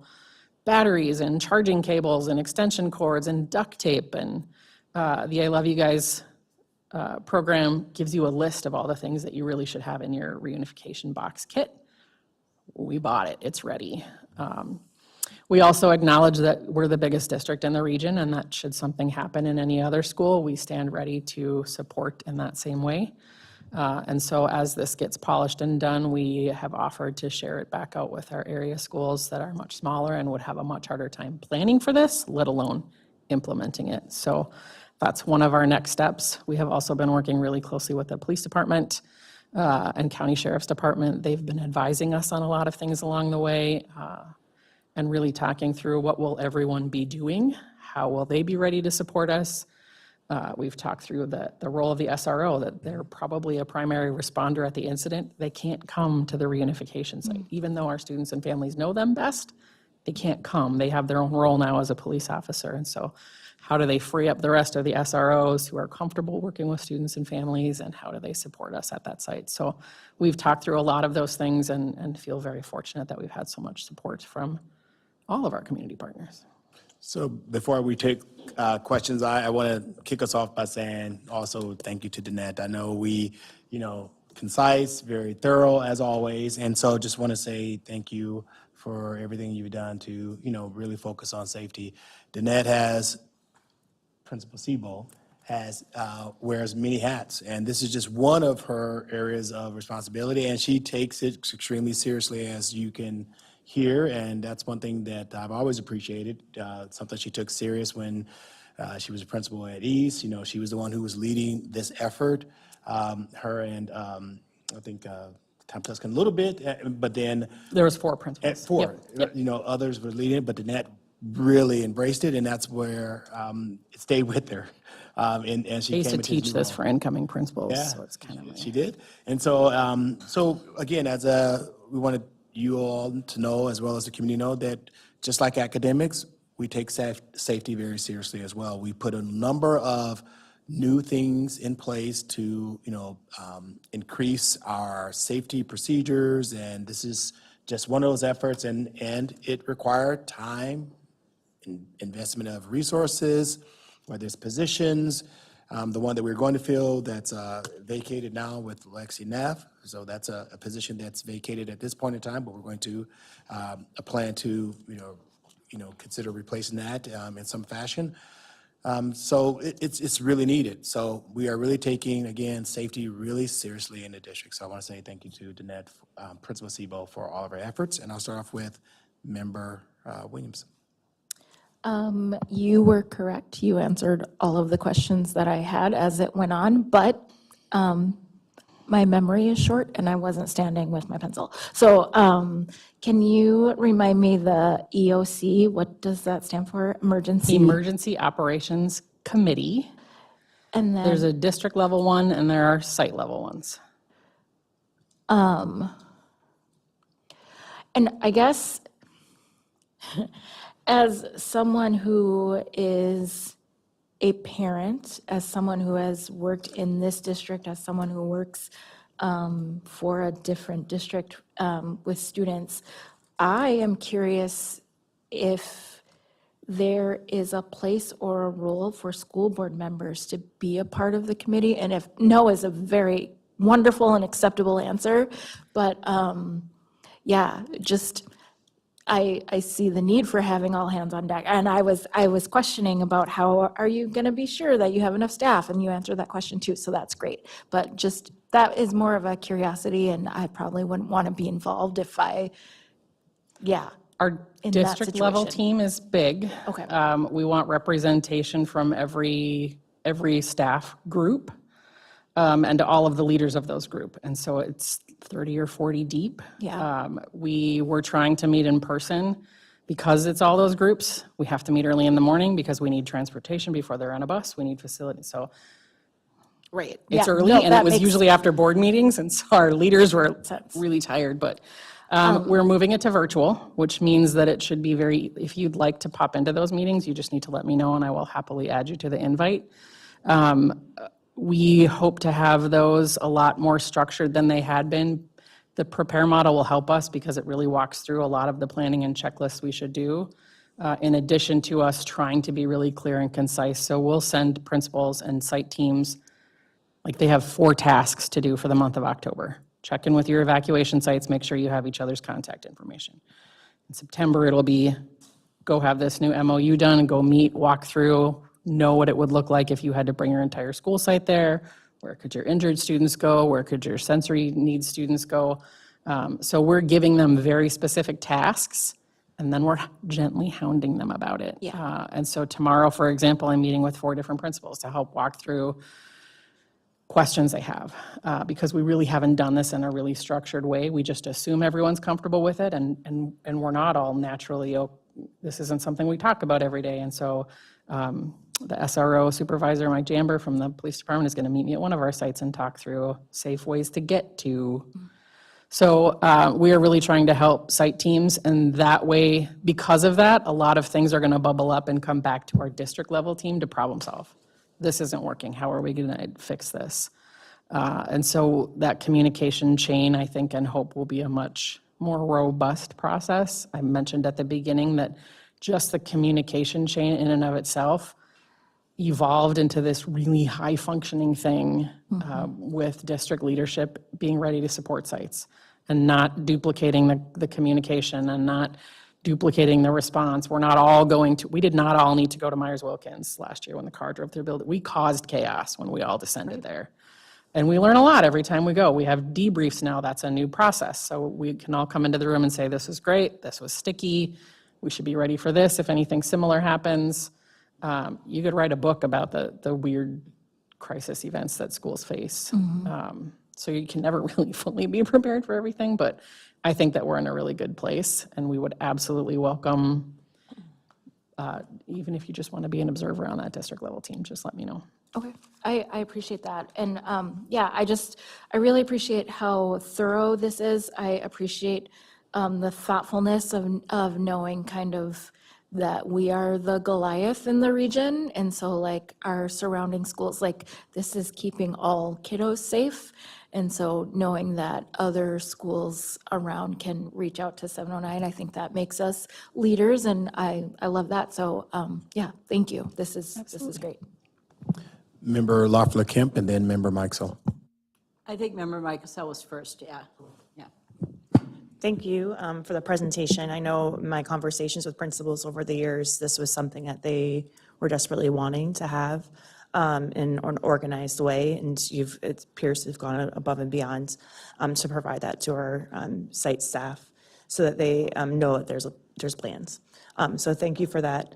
I, of course, am looking at this and, desperately wanting to never have to use this. And so therefore, and perhaps this is a conversation for another committee of the whole or another time, but the prevention piece is so important. And so I would love to be hearing, obviously your presentation today is very much focusing on if something happens, but usually when there's a violent event, let's say, there are warning signs and someone knows. And so I don't know if this is a conversation for today, but like what plans do we have in place for threat assessment teams? What plans do we have in place? I know we have a crisis prevention or crisis management policy that has a lot of generic statements in there, but what are we doing when we recognize that there might be a potential incident to prevent it from happening so we never have to deal with any of this? Briefly, what I would say is that we have a risk assessment that we have vetted and used many, many times. We will be reevaluating that through the lens of the prepare model. The other thing that I would say is that prepare, I'm going to say the word FEMA training and re-traumatize all the administrators in the room, but we all did FEMA training, and it's relevant, but not. What we need is so different. FEMA training is for after the fact. The prepare model has really concrete tasks that walk you through how to plan for prevention, what to watch for, how to identify, what supports to connect students with. And so I think and hope that you'll see as we fully implement that model and push it out in those chunks, I'm happy to send up, I'm happy to come back mid-year, whatever works. Again, I'm happy to have you jump in on the district level team, where you'll see some of that trickle through as well. But it will walk a site team through, walk around your building, check the doors, what kind of visual access do you have? Are there natural barriers that prevent people from getting in? It's looking at all of the safety and structure of the building, to what mental health supports are in place, how do you identify students at risk, what are you watching for, how do we handle that when it happens, what is a solid risk assessment and who needs to be involved with that, when and how do you follow up? And so we are thrilled to have something that is very concrete. We've been compiling it all ourselves over the years. And the more I learn about this model, the more I appreciate it. And so I think that you'll see and hear and feel our principals, and particularly those site teams who are going to dig into this work, be a lot more versed around what kind of preventions are in place, what kind of mitigation is in place, what does our response look like to when we identify that a student or an adult is in need. Thank you. I think it's also really important to pull in our community as partners in this work as well, and I assume this is something that's already on your radar, but making sure that our community knows and our students know that if they, have knowledge of someone making threats or it's dangerous to themselves or others, to let somebody know, and then all of the adults in our community, just that importance of securely storing firearms so that unsupervised kids can't get them, bring them to school and do something, or unsupervise anyone else that you wouldn't want having access to firearms and bringing them into a school or outside of a school, I think is also very important because we can all be partners to make our schools and our community safe. Thank you. Member Loeffler-Kemp and then Member Banks. Thank you. Great comments, board members. And Danette, again, I know you do excellent work and you're very thorough, and this is just another demonstration of the work you've done. So thank you for this great presentation. I also really wholeheartedly agree with what Member Michaelson said about if there are ways as we're reaching out to the community, we can highlight the safe storage piece. And I know our district just sent out something as well, and plans to continue to do that, to build awareness with our community. But if we can do it in a wider approach with the broader community, I think that's really important. I was curious, the professional development, did you say that all staff will have that at the November?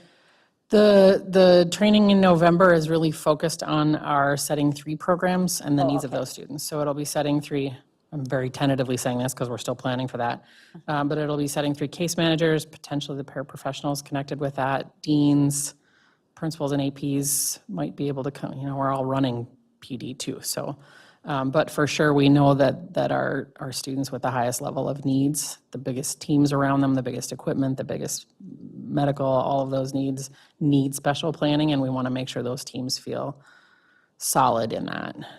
We've had plans in place, it's addressed at IEP meetings, but we want to make sure they have the tools and resources.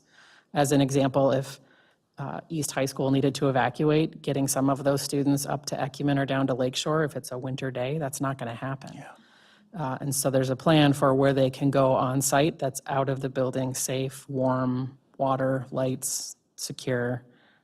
How do we talk through that at each building level, for each program, for each student? Because those needs are going to change year to year. So how can we make sure that we're ready to keep them as calm and safe and as far from trauma as possible? Okay. So we'll do pieces of trainings as those needs are there. And the other thing that I was going to say about the gun safety is that one of the things that I really appreciate about our current communication methods is how well you can track when things are read, how much, how long people are spending. And so this year, we now have data that Adele can walk us through to say, nobody looked at it when we sent this out before school started. They're not going in there to read gun safety. They're going in there to look for their class list, open house dates. So we're sending it all out again, the second week of school, in a bigger push that here's our response model. Remember that this is what a hold means. This is what secure means. all of the information about gun safety and secure storage. All of those things will go out separately the second week of school because we know that when we send it in isolation, it's read more, it's focused on more when it's not lost in chaos. So that's a lovely thing to be able to do now that we've been using Parent Aware for a while, and yeah. Okay, great, great. Parent Square. A couple Thank you. follow-up, then additional questions. The community mental health folks that will be pulled in, is there like the list that you would draw from of people that we know are the list of community mental health specialists that we would want there, I guess, and that are trained on this model? There's kind of two levels of that. So since COVID, when we really realized how, I wouldn't say realized, but I think the level and depth and scope of mental health supports needed has grown significantly, or just been recognized much more significantly. And so we've gotten better at maintaining those lists of people who are ready to support when school's not in session. Christmas breaks, we'll send out those lists. Summer breaks, we'll send out those lists. And so we stay in contact that way. In addition, there are some agencies and groups that have teams ready for immediate crisis level support. They've worked with us already. They'll come out, whether it's to support one student or an entire building, but when it's a significant level of trauma, they are ready. So that's an ongoing process of working for that list and how best to rally them in a quick and efficient way. Their level of training for that isn't necessarily something we control, but we would recommend that we need people who are trained in crisis response. And I would say that mental health providers are. Some will really specialize and focus on that and do some more intense training, but I think we have a pretty robust team. Excellent. Member And this Lofrecamp, I know you have, I know you have another. I know Member Williams wanted to piggyback off of that question, and then we'll come right back to you. Okay, and I just got one more. I mean, I have more, but I just got one more. It was just going off of Yeah, that yeah, specific question. Just thinking about mental health providers, and then how you were talking earlier about communicating out to other schools and being able to help other schools. Have you reached out to other schools to say, hey, if we need a mental health provider, because then we know they're MDA trained, we know that we've done background checks, that kind of thing. Like if there is a pool, or if that's something that you have thought of, or something that would even be useful. That has existed for as long as I've been in schools. School counselors primarily, that's what I was, so I know that group the best, but I think that school social workers and school psychs have that same level of communication that, yes, so we would know who we could call for help, they know who they can call for help, and that happens pretty frequently now.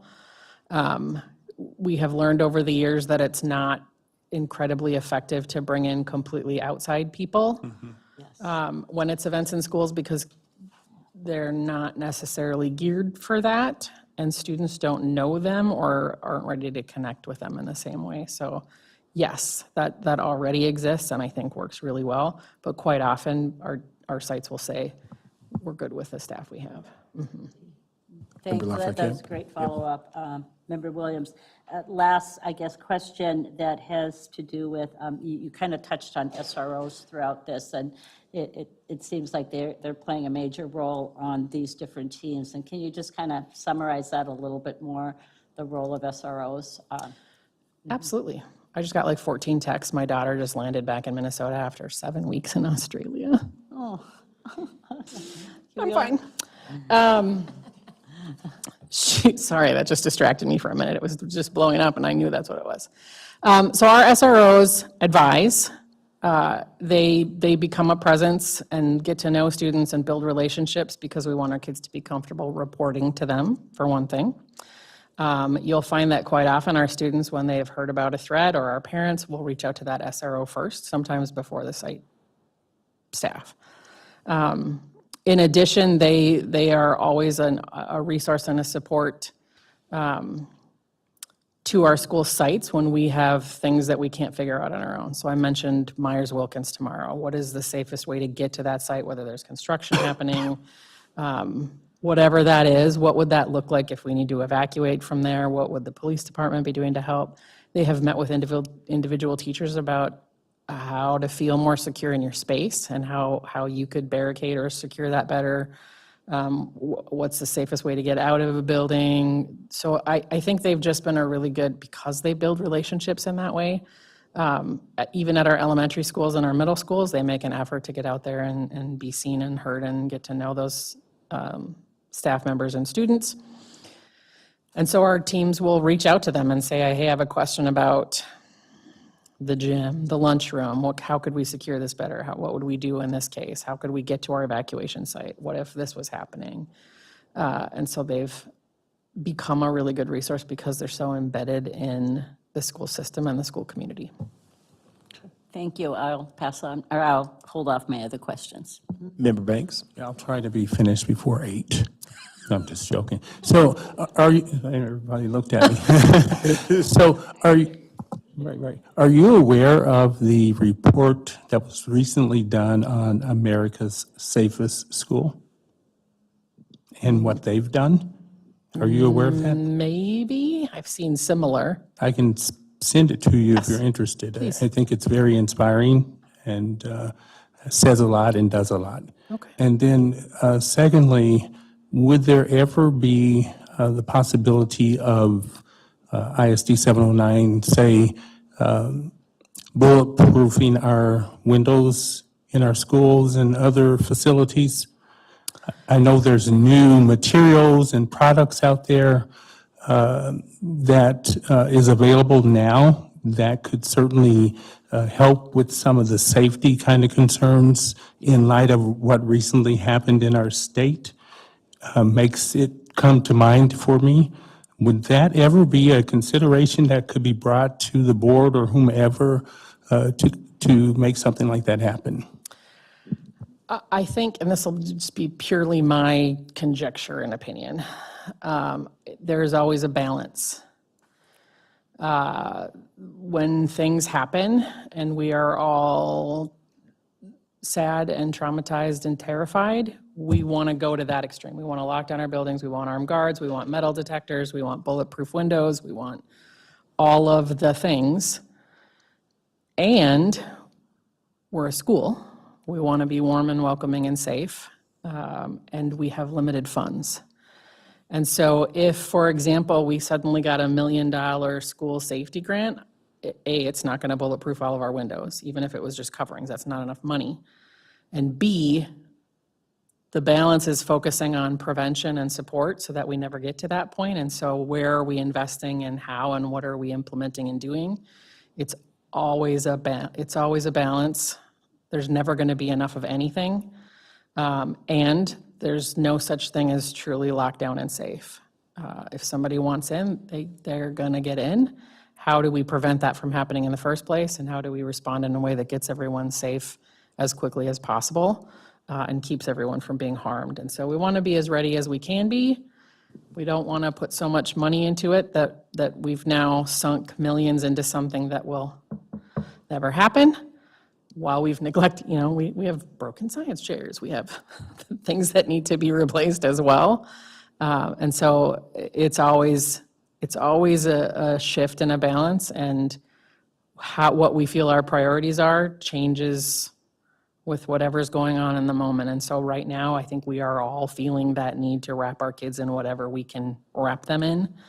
And so yes, those same conversations come up with our site teams. How do we put coverings on the windows so you can't just see into the office? How do we want everyone to feel as safe and ready as they can be with the limited resources we have.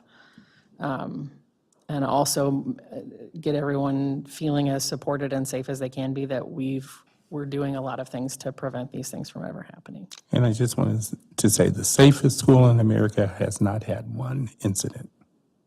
So I'll send it to you. Yeah, thank you. Thank you, Member Banks. And I want to second what Danette said. She said it very eloquently in terms of, what you summarized. And I agree with what her position is on safety.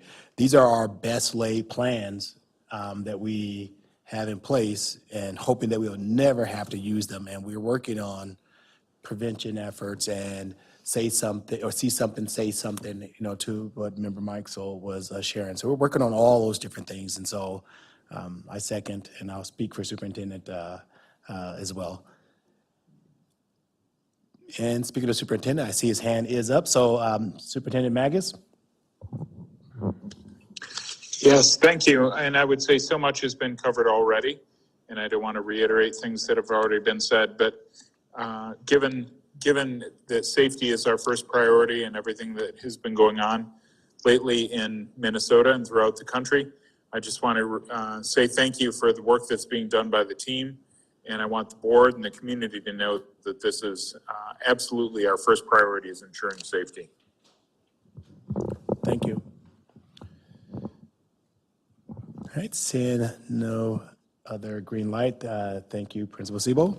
And Chair Derek Eater, that is our final presentation for tonight. Thank you.